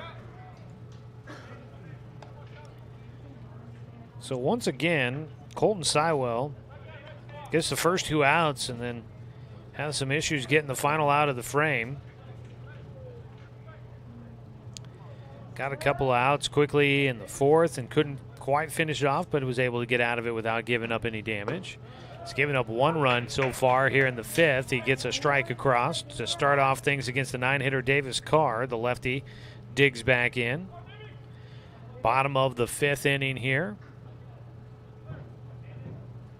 Sywell delivers outside, a 1-1 count.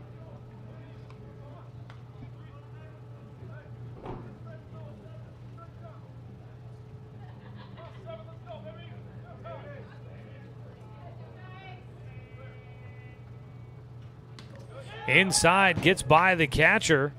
The runners move up to the lefty there. That pitch coming in, scooting back out of the way. Davis Carr doesn't get clipped by the pitch. It gets by Waylon McKnight, and the runners all move up 90 feet.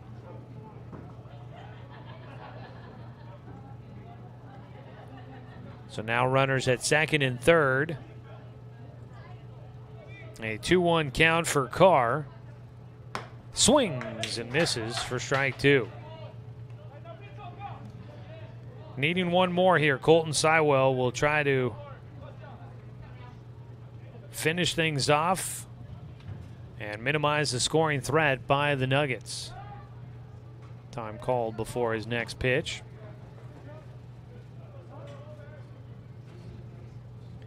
Another late night on the road for the Docs. Feels like we've been on the road quite a bit as of late. Swing and a miss, strike 3. And Sywell will get the Docs through the bottom of the 5th. 1 run comes in for the Nuggets on 2 back-to-back doubles. And there were no errors for the Doc Stewarts and 2 men left on base for the Nuggets. It is 7-4 as we head to the top of the 6th here on 541radio.com. And on the score, 92.3 FM and 1490 AM.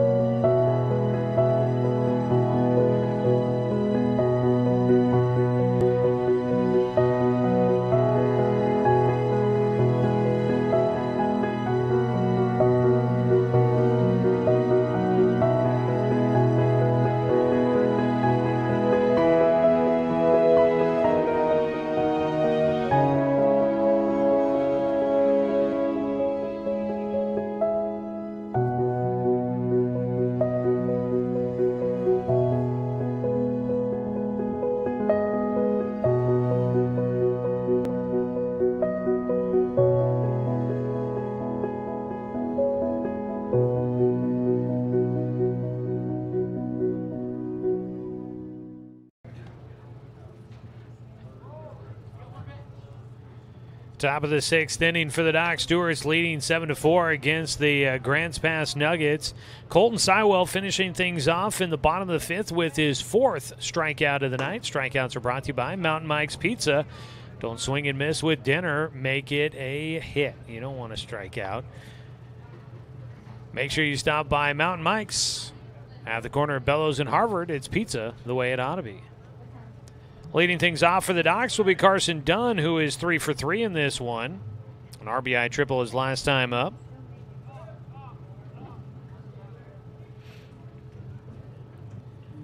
Dunn will stand in, first time facing Jace Elzy, who has taken over on the mound. And Elzy will step off before the first pitch. Elzy facing one batter in the 5th in relief of Vincent Palazzolo. The right-hander will wind and fire, and he gets the first pitch in for a strike 2. Done. Palazzolo out of the game, so he'll be credited with all 7 runs. An 0-1 pitch here for Dunn. That ball chopped high into the air, third base side. Short hop scoop, throw to first, won't get it there in time for Pesquedo. And Carson Dunn has beaten out a couple of infield singles here in this one. He does it again there. Leads things off with a base hit for the Doc Stewarts. Puts a man at first with nobody out. Pesquedo did everything he could and did it all right there on that play, but just with the speedy Dunn and how high that took a hop off the turf, that is just no chance. Squaring to bunt, taking a strike. Jace Johnson starts off with the 0-1 count. Jace drew a walk in the 4th inning, was left stranded at first.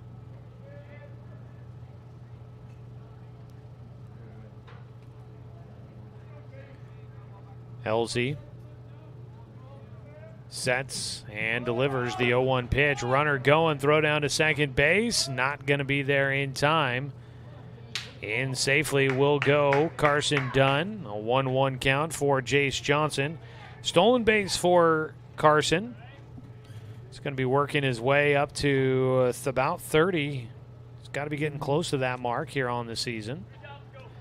He would love to set that new single season record, but right now he is a little behind the 8 ball. He had a couple of games where he got held in check, and he's right now a little behind the pace he needs to be on. Won't be playing nearly as many games as they probably did the season that the record was set. 2-1 count.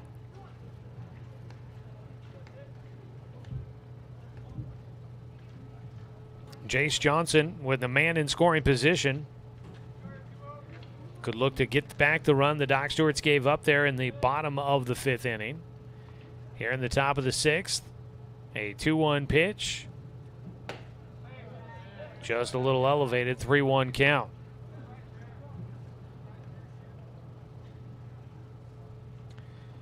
With the hit by Dunn, he's now got 4 hits in this contest. Doc Stewarts have 12 hits total. We'll look back to second. Dunn will dive back in safely. Tonight's game brought to you by Abby's Legendary Pizza, a legendary pizza tradition. Got to stop with the food reads here. I'm starting to get hungry here late at night. I got a feeling I'm going to be stopping at In-N-Out. That seems to always be the only place open anymore when we get done with games. Strike on the corner on the 3-1 pitch to Jace Johnson. Seems like we've stopped a couple of trips down south, and it feels like a couple of times I've had to just drive from Medford to Grants Pass, and that's where I stop and get In-N-Out on the way home. 3-2 pitch, swung on and missed by Johnson. He goes down. Going for third. Carson Dunn will get into third base as he steals another one. Throw back to the mound. Jace Elzy not watching. And Carson Dunn will take third. He went moving on the throw back to the mound. Jace Johnson goes down swinging. Sebastian Watson will bat with 1 out and a man at third. They play with the infield in, A sharp hit ground ball to short. Throw across will get Sebastian Watson. Dunn doesn't have a chance to try and run home. And there are 2 away. The Doc Stewarts, all this hard work by Carson Dunn, and they are hoping not to leave him stranded at third base.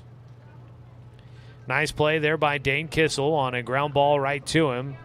Infield playing in. Sometimes you can get a bit jittery with those balls hit right at you, but Kissel handles it, makes the accurate throw to first to get Watson. 2 away. Waylon McKnight will bat in the 9 spot. Got robbed of the base hit his last time up. He'll pop one up. Out towards center. Drifting back goes Davis Carr, and that ball got lost in the night sky. No one within 10 feet of it on a ball that was just a routine fly ball to medium to shallow center field. And a run will score for the Doc Stewarts, stretch it back out to a 4-run lead on a double, RBI double for Waylon McKnight. That was reminiscent of the College World Series when Texas got eliminated from that playoff. On a ball hit into the night sky, Stanford, I think it was. And it just, the outfield couldn't find it. They couldn't see the ball. And if you can't see it, you can't catch it. Strike on the first pitch to the leadoff man, Jalen Riddle. Out in center field, Davis Carr trying to play that. This, I've been told in the past, through the years, this field can be tricky. The lights, I think, are maybe a little bit lower, and if the ball goes up above the lights, it goes into the dark sky, then comes back down, and you just lose it in transition between kind of below the lights and above the lights. And out in center field, Davis Carr, they had no idea where that ball was coming down. So Waylon McKnight will get a seeing eye double. The ball put in the air out towards left field on the run. Couldn't find it out there either. That's a foul ball down the line, though. Coonert couldn't find it, and it just lands foul for Jalen Riddle. This will be something that hopefully the Doc Stewarts are paying attention to out there. If it's given the Nuggets issues, it's most likely going to give the Docs outfields issues as well. Back to the plate, Jalen Riddle. He's got the 0-2 count.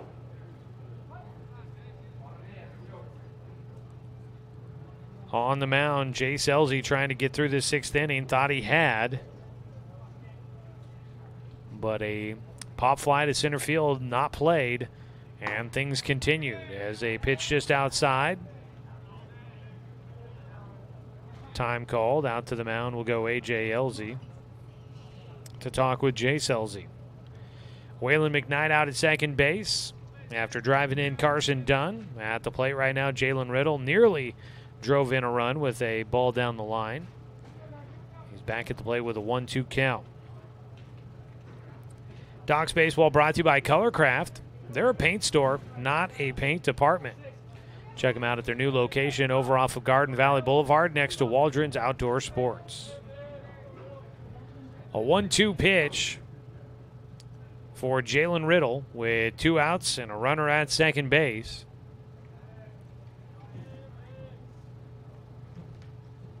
Jay Selzy delivers in, ground ball up the middle, gets through, gets by the shortstop Kissel, coming in to score.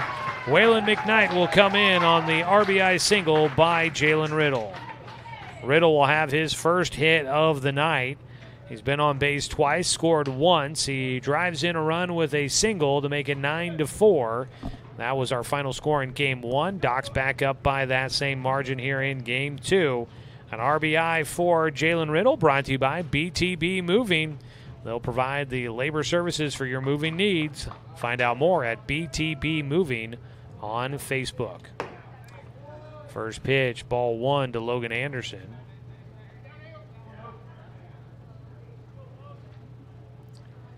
Here in the top of the 6th inning, a 2-out rally for the Docs. They've scored twice.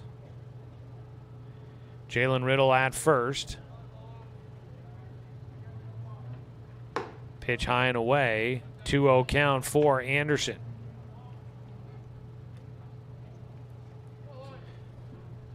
So the Doc Stewarts on their way to making some amends for the losses to Medford last week when they went 0 for 4 against the Mustangs and Boy, there were 2 games there that it felt like the Docs could have won and split with the Mustangs. They'd be in such a much better shape if they had done that. In fact, dream for a moment if they had held on to win those 2 games that they were leading in. Doc Stewarts would be 6-3 right now, a win, and they would be tied with Medford in the standings. But woulda, coulda, shouldas aren't going to win you baseball games. A 3-0 pitch. Anderson will take a strike as he tries to time up things from Jace Elzy. Elzy still hasn't faced the full lineup yet. He has faced 6 batters total. This is the 7th to see the man out of the bullpen for the Nuggets. Elzy's got the 3-1 pitch to Anderson. He swings after a pitch just up out of the zone for a 3-2 count.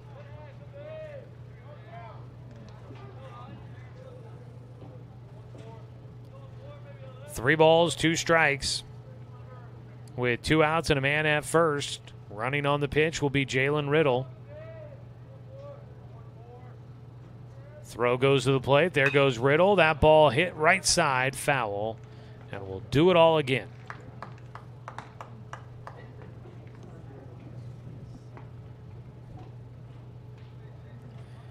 Doc Stewarts have added a few hits here in this frame. 3 hits total added. They are up to 14 in the ball game. Looking to add one more. Logan Anderson takes high for ball 4. So he will head on down to first. And that is the 5th time on base for Logan Anderson. He draws a walk. That's the first walk issued by Jace Elzy. A runner at first and second with 2 away. Logan Anderson has singled, reached on an error, single, walk. So he has had a very productive night at the plate here in Game 2. Jace Elzy on the mound.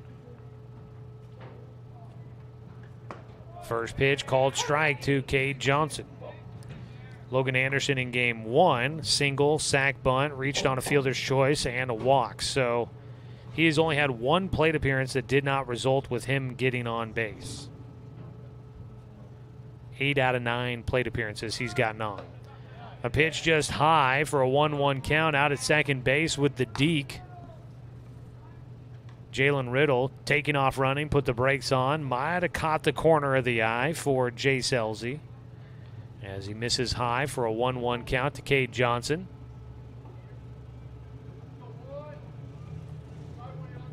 Elzy looks back to second base, and back into the bag goes Jalen Riddle.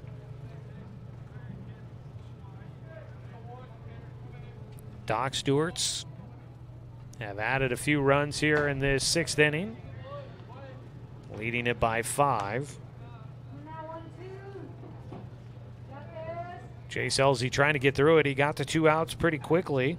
Gave up a leadoff single on a chopper through the left side of the infield for Carson Dunn, but then a strikeout ground out. They needed just 1 more out, and he hasn't been able to get it. He's got a 2-1 pitch here for Johnson. And that one bounces in, gets away from the catcher. Runners are moving up, and no throw made by A.J. Elzy. So a pitch in the dirt, a wild pitch moves Jalen Riddle to third, and Logan Anderson to second.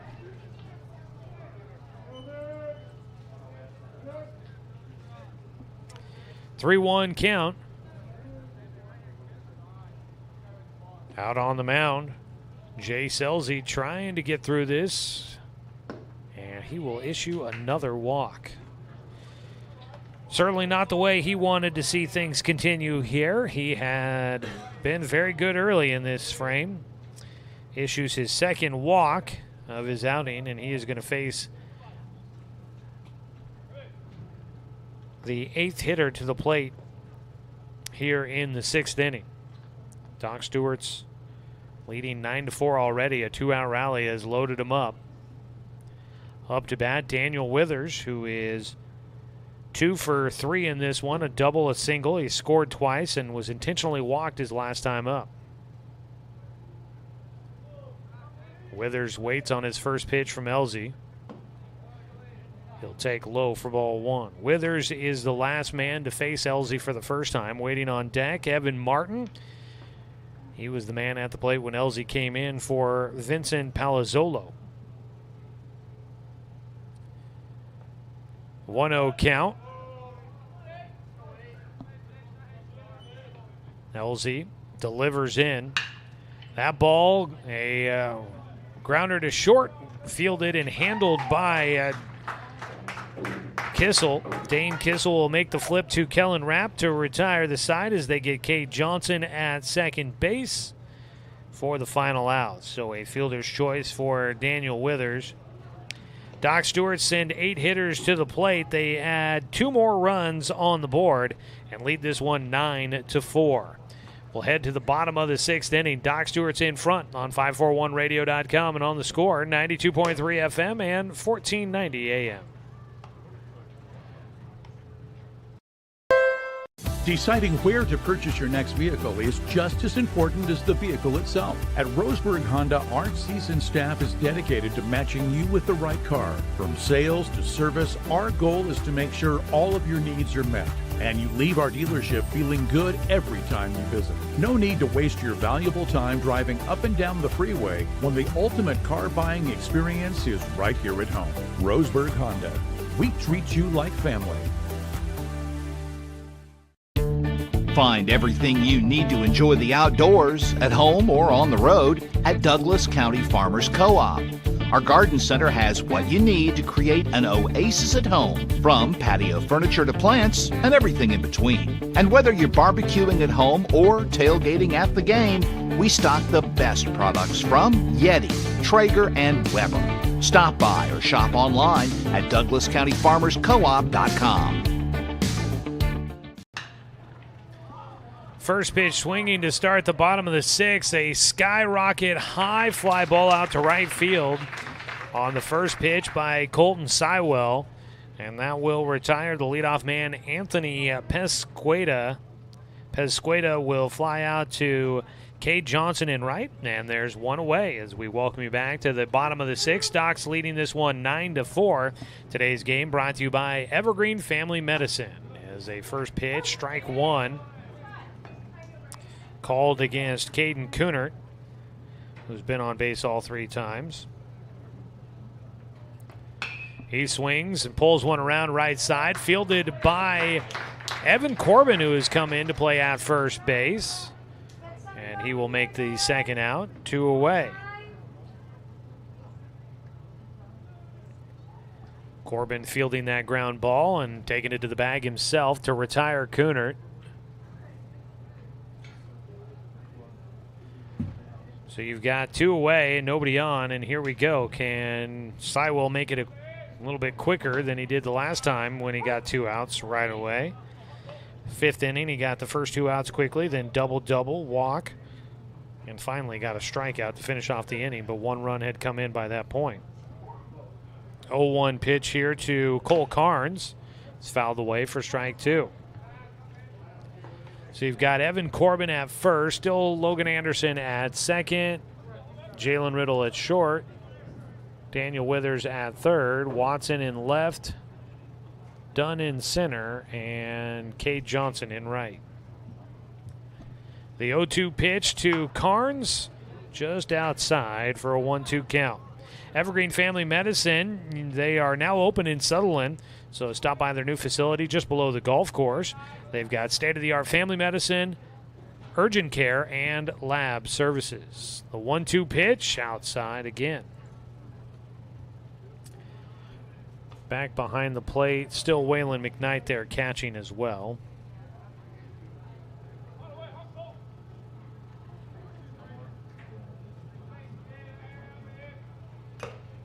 Swing and a foul tip into the glove for strike 3. That'll do it for Cole Carnes. It's another Mountain Mike's Pizza strikeout for Colton Sywell, his 5th in the ballgame as he's made it through the 6th inning. The Doc Stewarts lead it 9-4. No runs, no hits, no errors, and nobody left on base for the Nuggets. We will head to the 7th. Doc's A 5-run lead, looking to build some more insurance on 541radio.com and on the score, 92.3 FM and 1490 AM. Copy.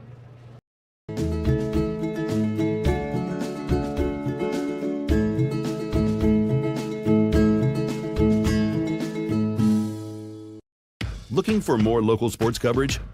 CBS Sports Radio 1490 The Score has you covered. Check out our homepage at 541radio.com for sports stories, scores, and podcasts. And follow us on social media. 1490 The Score is on Twitter, Facebook, and Instagram. And take the station with you wherever you go with the 541 Radio app. Download the app in your smartphone's app store and get access to a live stream of the station, sports stories, podcasts, and easy messaging with the station and others.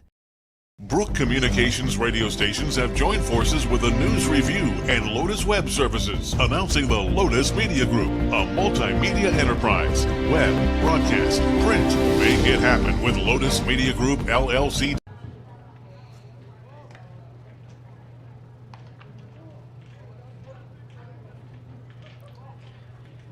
Jace Elzy on the mound, looking to get 3 more outs and see if his team can pull off a comeback in the bottom of the 7th.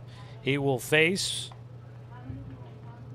my guess is it's going to be Evan Corbin batting for Evan Martin. Yep, that'll be the case. So Evan Corbin will get his first at-bat of the night. He didn't bat in Game 1 as the starting pitcher. So Corbin will get his first look at the plate with the bat in his hands.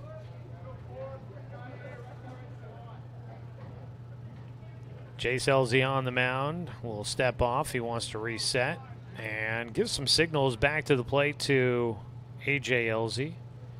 Maybe changing up what or giving some instruction on what he wants to throw here. The righty will wind and fire, misses outside for ball 1. So let's see, it is Monday night, right? Yes, it is. Okay. Really lose track of what day it is most of the time anymore with Doc's schedule. The night games are every night and all over the place. Keeps you up late. The 1-0 pitch is in the dirt for a 2-0 count. So what I was looking for was it is Monday night. Docs don't play. They play again Wednesday. Corbin and Sywell wouldn't be available for that one. They would be available for Sunday night when the Doc Stewarts take on the Emerald Challengers. So they'll have plenty of time to get back into the rotation with enough days of rest. Outside for a 3-0 count.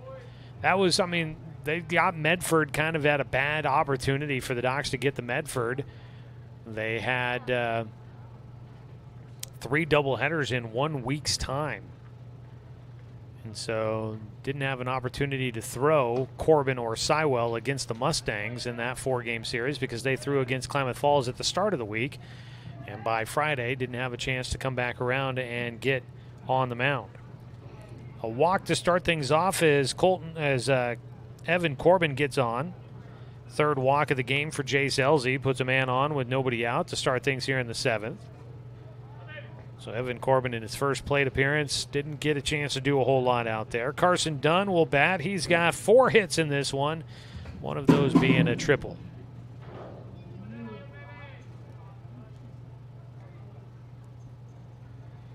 Jace Elzy misses high on the first pitch.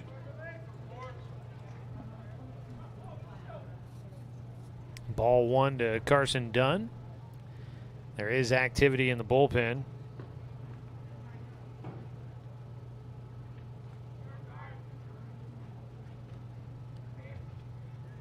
Bullpen for the Nuggets. The 1-0 pitch. Breaking ball. That one slices in for a called strike. Got a righty out there firing in the bullpen for Grants Pass.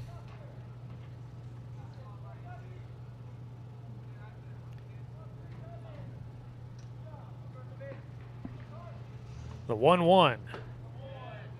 Pitch just misses high. That one didn't look too bad. Hat comes off on the mound for Jace Elzy.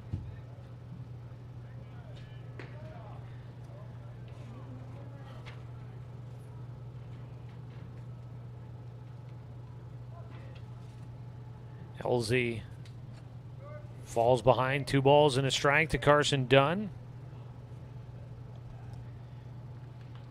Hat comes off again. This time we'll get a strike call on the fastball.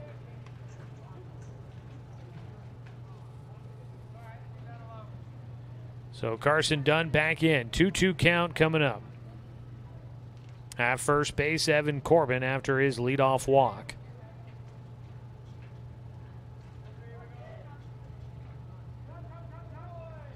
Time called before the 2-2.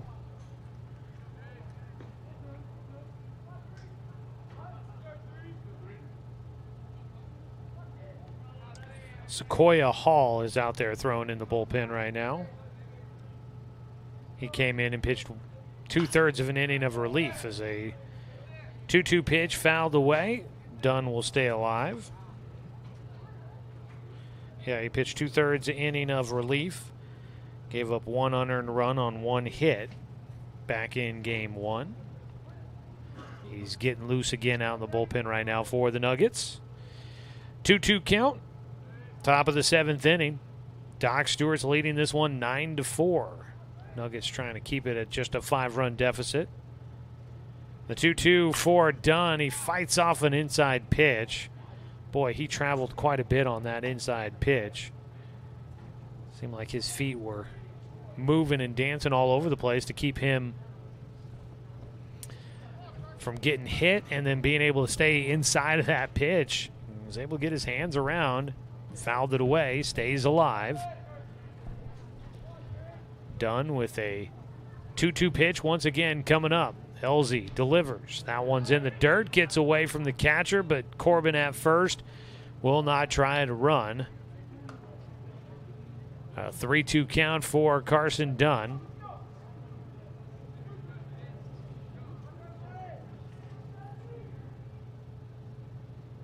On the mound, Jace Halsey. He came in back in the 5th. He has pitched an inning and a 1/3 so far. He is credited with giving up 2 runs in that time. His 3-2 pitch misses high. He has issued back-to-back walks to start things off here in the 7th. That was a lengthy battle there. Carson Dunn earning that walk, fighting off a number of 2-strike pitches. And he will get himself on, and here comes a visit out to the mound for Grants Pass coach Clay Reese, I believe. Baseball is handed over, so we're getting a call to the pen, brought to you by Chris Hubbard State Farm Insurance. A new man will take over on the mound for the Nuggets here in the 7th. Sequoia Hall comes in. Let's take a 60-second timeout on 541radio.com and on the Score, 92.3 FM and 1490 AM. At Douglas County Farmers Co-op, we want your 4-legged friends to be healthy and happy. That's why we stock a carefully curated selection of pet, equine, and livestock supplies. From the premium foods your pets crave to grooming and show supplies that help you shine in the show ring, you'll find it at Douglas County Farmers Co-op. Our knowledgeable staff are here to help with those tough pet and livestock care questions. Stop by or shop at DouglasCountyFarmersCoop.com. In baseball, home plate is always 60 feet, 6 inches from the mound.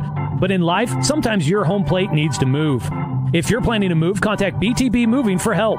BTB Moving is a labor-only company offering statewide services such as packing and unpacking, loading and unloading, piano moving, cleaning services, and 24-hour emergency services. BTB Moving is an affordable veteran-owned company. Call 541-315-0122 for help with your next move. BTB Moving for all your moving needs. Tonight's contest, the video stream coverage brought to you by the Cow Creek Tribe. We are excited that we actually got it to stabilize for us a little bit. Big shout out to Coach Eric Savage, who loaned me his Wi-Fi hotspot to be able to do the games here today. Our data cycle is going to turn over. We thought we took care of this. Apparently we didn't, or we ran out of the extra stuff we already had gotten. I don't know. But we thought we had taken care of it, and apparently it didn't take care of what we needed it to. And so having issues for game 1, but that should all – I thought today was the day, but apparently today's the last day of the cycle, and it all turns over tomorrow. So One day too early, I guess. But should all reset tomorrow. That might all just be gibberish to you, but it does mean something to me, and I'm excited about that. Hopefully we will have no issues going forward on our video coverage, whether it be at home, where we do have a dedicated internet line, or on the road in Eugene when the Doc Stewarts take on the Challengers coming up next week. So, like I said, it feels like we've been on the road a lot, and it seems like we have because we've apparently used up all of our data here this month. Didn't feel like a thing that happened too often anymore. New man on the mound is Sequoia Hall.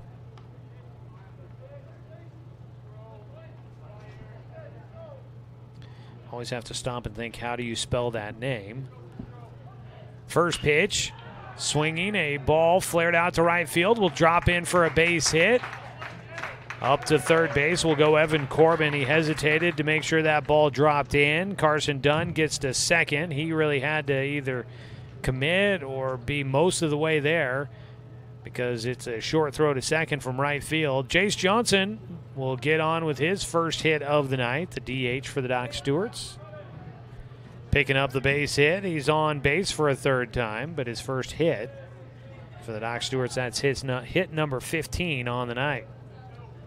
Bases are loaded with nobody out. Up to bat is going to be Sebastian Watson. Takes a breaking ball from Hall for strike one.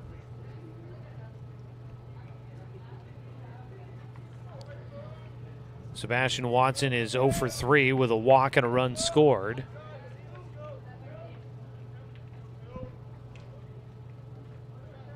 Hall on the mound taking his time. The infield playing in with the bases loaded and nobody out. Outside, that ball gets away. Corbin's going to come in to score. He just trots home.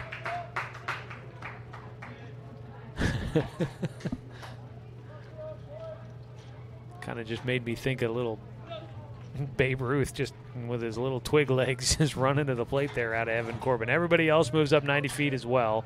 Docs will make it 10-4.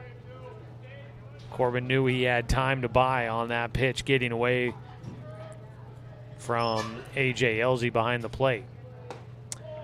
Strike in for Watson. He's got a 1-2 count. So Evan Corbin scored on the wild pitch. Carson Dunn to third and Jace Johnson to second. A 1-2 count for Sebastian Watson, trying to get his bat going here. Takes high. 2-2 count. Well, on the second game of the night, game one, there were some errors that just ended up costing Grants Pass, but here in game two, there's been a couple of balls into the night sky, into the lights that have just bamboozled this Grants Pass ball club. As a foul ball back has a thunderous sound. Sebastian Watson stays alive with the 2-2 count.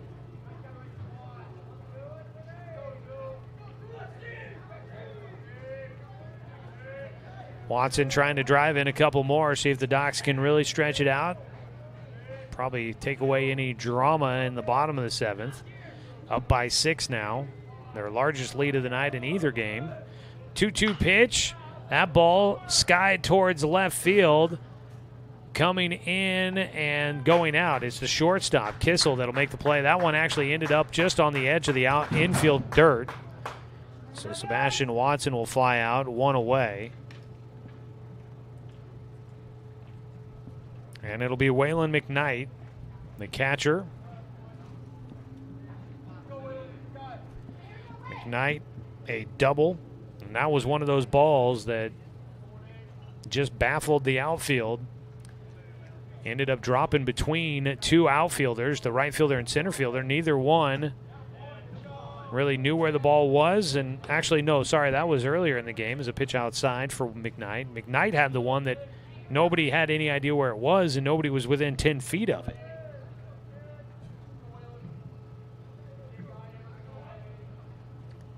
A 1-0 pitch here for McKnight. Swings through it. Sequoia Hall coming in for Jace Elzy, who ends up pitching 1 1/3 inning, getting credit for that. 1-1 pitch, swung on and missed again for McKnight. He falls behind 1-2.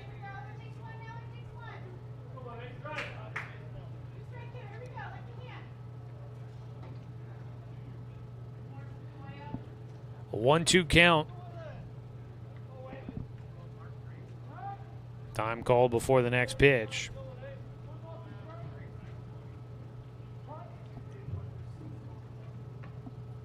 Sequoia Hall in relief here in the 7th. The ball hit out towards left field. Pretty well hit. Going back. Making the catch, though, will be Kunert. He'll throw into third. Tagging, heading to the plate. The throw off the line. It'll get away from the catcher. Coming in to score will be Dunn. Coming around, another run to the plate. The throw in time to get Jace Johnson. So the Docs will go down there as Johnson is thrown out at home trying to score on the overthrow. Carson Dunn will come in. That'll go down as a sac fly for Waylon McKnight. He'll pick up an RBI, his second of the evening. He was the second out, but then on the overthrow, Jace Johnson tried to score, and they get him at home. I think that'll go down as 1-2 on the putout to finish off the frame. In the top of the 7th, Doc Stewart's will get 2 more runs across, and they lead this one 11-4 as we go to the bottom of the 7th on 541radio.com and on the Score, 92.3 FM at 1490 AM. To us, pizza the way it ought to be isn't just our slogan. It's our promise and our passion to give you the best dining experience and the best tasting pizza you expect. For over 40 years, we've been making pizza the way it ought to be. Handmade with the freshest and finest ingredients. Our dough is made fresh daily, and we use 100% whole milk mozzarella cheese and toppings edge to edge. There's pizza, and then there's Mountain Mike's Pizza. Pizza the way it ought to be. My wife and I moved to Oregon to raise a family, set our roots, and to have a lot of fun outdoors. We quickly realized that we needed a truck or a rig for the projects that we were doing in our backyard. When we were looking to find a place to finance our truck, we asked our patients, and everyone recommended Cascade Community Credit Union. It was so easy to work with Cascade. Everything was done via email, phone, and we didn't even need to go in. I can't wait to finish up the projects in the backyard, go on more adventures in our truck with our boys, and I look forward to working with Cascade again in the future.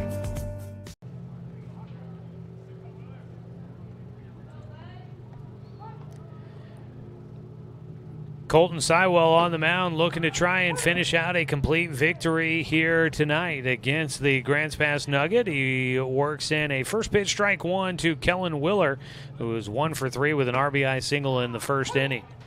Taking strike 2, Sywell out in front. Sywell retired the side in order in the 6th. He's trying to do it again here in the 7th and make it a drama-free 7th inning for the Doc Stewarts.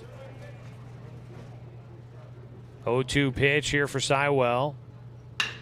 That ball softly hit towards short and out across the diamond. Actually thought that ball was in the air to shortstop Jalen Riddle, but apparently it hit the ground first. So I've been struggling tracking the ball in the lights here at Reinhardt Volunteer Park. So it's not just the guys out on the field. Through the plexiglass we're watching here, I just not always picking it up right off the bat right away. And I thought that ball had gone a soft liner to short. Instead, it was a one-hopper basically off the hard dirt out to shortstop Jalen Riddle. And he made the throw across to Evan Corbin for the putout of Kellen Willer. 1 away. First pitch strike 1 to A.J. Elzy. He'll hit one right side. That ball will be caught by Cade Johnson on the right side, close to the foul line for the second out. So there's 2 down, and it is Ryan Diade who will bat. He is 1 for 3 in this one. Scored twice, had a double his last time up on a ball that he belted out to center field. He'll stand in with 2 outs and nobody on base. Stay tuned for the Neal Company Real Estate postgame show. When we wrap this one up, we will have all the details on tonight's ball game for you.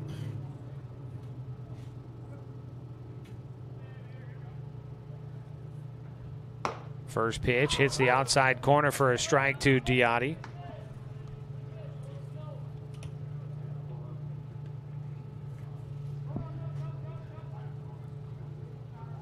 Time called before the pitch by Sywell.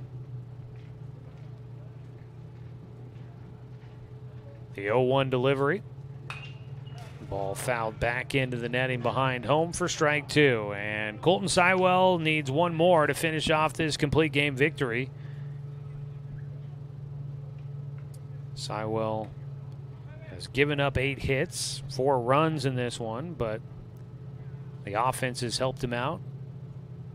And the Doc Stewarts are close to wrapping up a sweep on the road. Pitch high, 1-2 count. Winning on the road is never easy in Area 4, no matter what the other team is on the other side. So for the Doc Stewarts, getting a sweep here, that's an accomplishment for them. There's a ball fouled away by Diotti, stays a 1-2 count. Now nothing is complete yet, but you feel pretty good with a 7-run advantage.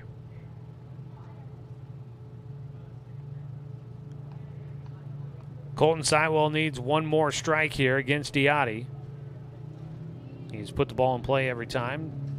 The 1-2 pitch, swung on and missed.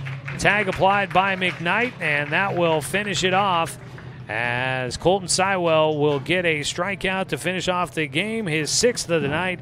It's another Mountain Mike's Pizza strikeout here in Grants Pass. No runs, no hits, no errors, and nobody left on base. Colton Sywell finishes out retiring the final 7 batters for Grants Pass here tonight.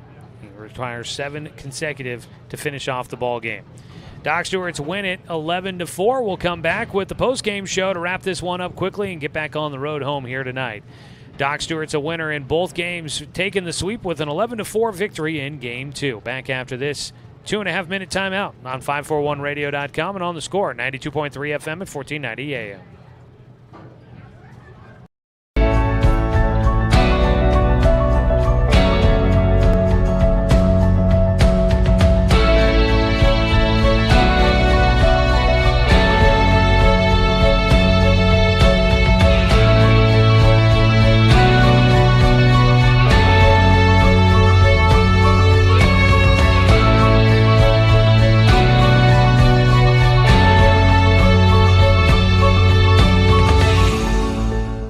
Remember the good old days?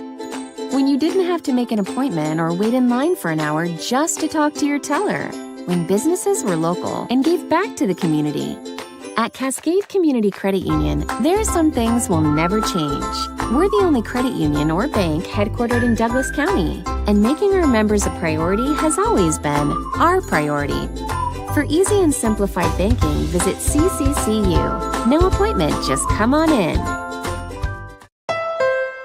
Deciding where to purchase your next vehicle is just as important as the vehicle itself. At Roseburg Honda, our seasoned staff is dedicated to matching you with the right car. From sales to service, our goal is to make sure all of your needs are met, and you leave our dealership feeling good every time you visit. No need to waste your valuable time driving up and down the freeway when the ultimate car buying experience is right here at home. Roseburg Honda. We treat you like family. For over 100 years, Douglas County Farmers Co-op has been serving the needs of farmers, ranchers, and homeowners throughout Southern Oregon. Here, everyone is welcome. When you shop with us, you can expect good people, good products, and good advice. No membership needed. Just bring yourself, and we'll provide the expertise and products you need to tackle your next project. Douglas County Farmers Co-op, where everyone is welcome to shop. To us, pizza the way it ought to be isn't just our slogan. It's our promise and our passion to give you the best dining experience and the best tasting pizza you expect. For over 40 years, we've been making pizza the way it ought to be. Handmade with the freshest and finest ingredients. Our dough is made fresh daily, and we use 100% whole milk mozzarella cheese and toppings edge to edge. There's pizza, and then there's Mountain Mike's Pizza. Pizza the way it. Welcome into the Neal Company Real Estate Postgame Show. You can find available properties and available properties and rentals at neilco.com. Doc Stewart's get a sweep on the road. They will improve to 14-13-1 on the season. They are now 5-5 in league play, move into a tie with Klamath Falls for third place in the standings, but they do have the tiebreaker there. The Grants Pass Nuggets will fall for their sixth straight loss. Actually, sorry, make that 7. They are now 0-10 in league play and 4-19 overall on the season. Final numbers: 11 runs, 15 hits, 2 errors, and 11 men left on base for the Doc Stewarts. For Grants Pass, 4 runs on 8 hits, 3 errors, and 8 men left on base. Picking up the win will be Colton Sywell, a complete game victory for the Doc Stewarts. Taking the loss is Vincent Palazzolo. Doc Stewarts would score 2 in the first, add a run in the second. They put up 4 runs in the fourth to break a 3-3 tie and take the lead for good. They would put on 2 insurance runs in the 6th and 2 more in the 7th for their 11 runs total. Grants Pass got 1 in the first, 2 in the second to tie the game at 3-all, but they were stuck at 3 until the 5th inning where they got 1 run on the board. At that time, it made it a 7-4 ball game. It was just a 3-run lead, but the Doc Stewarts pulling away late, and Grants Pass goes down 7. The final 7 batters retired in order by Colton Sywell. The Doc Stewarts getting the much-needed wins here on the road against the Grants Pass Nuggets, and now they'll look for the series sweep when they head home to host the Nuggets coming up on Wednesday. We'll take another timeout. When we come back, we'll take a look at individual numbers from this one and wrap it up for you tonight here from Reinhardt Volunteer Park in Grants Pass on 541radio.com and on the Score, 92.3 FM and 1490 AM. Hey there, sports fans. Thanks for watching this local sporting event online at 541radio.com.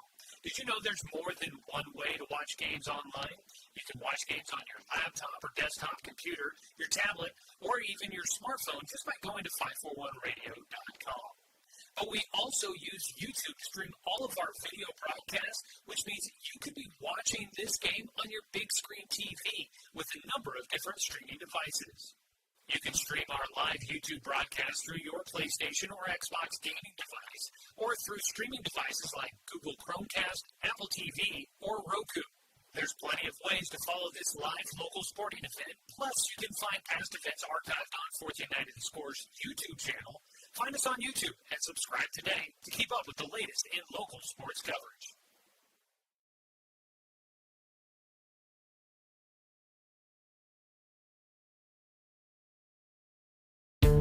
Find everything you need to enjoy the outdoors, at home or on the road, at Douglas County Farmers Co-op. Our garden center has what you need to create an oasis at home, from patio furniture to plants and everything in between. And whether you're barbecuing at home or tailgating at the game, we stock the best products from Yeti, Traeger, and Weber. Stop by or shop online at DouglasCountyFarmersCoop.com. In baseball, home plate is always 60 feet 6 inches from the mound. But in life, sometimes your home plate needs to move. If you're planning to move, contact BTB Moving for help. BTB Moving is a labor-only company offering statewide services such as packing and unpacking, loading and unloading, piano moving, cleaning services, and 24-hour emergency services. BTB Moving is an affordable veteran-owned company. Call 541-315-0122 for help with your next move. BTB Moving for all your moving needs.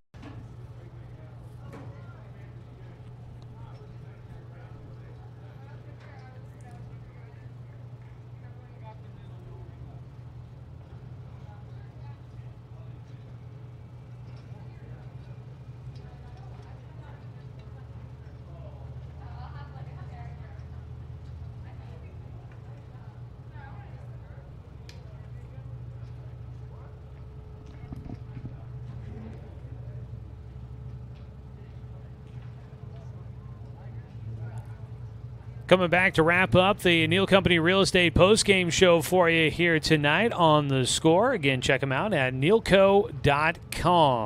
Before we get into the individual numbers, let's go ahead and pause 10 seconds for station identification. This is Doc Stewart's Baseball on The Score.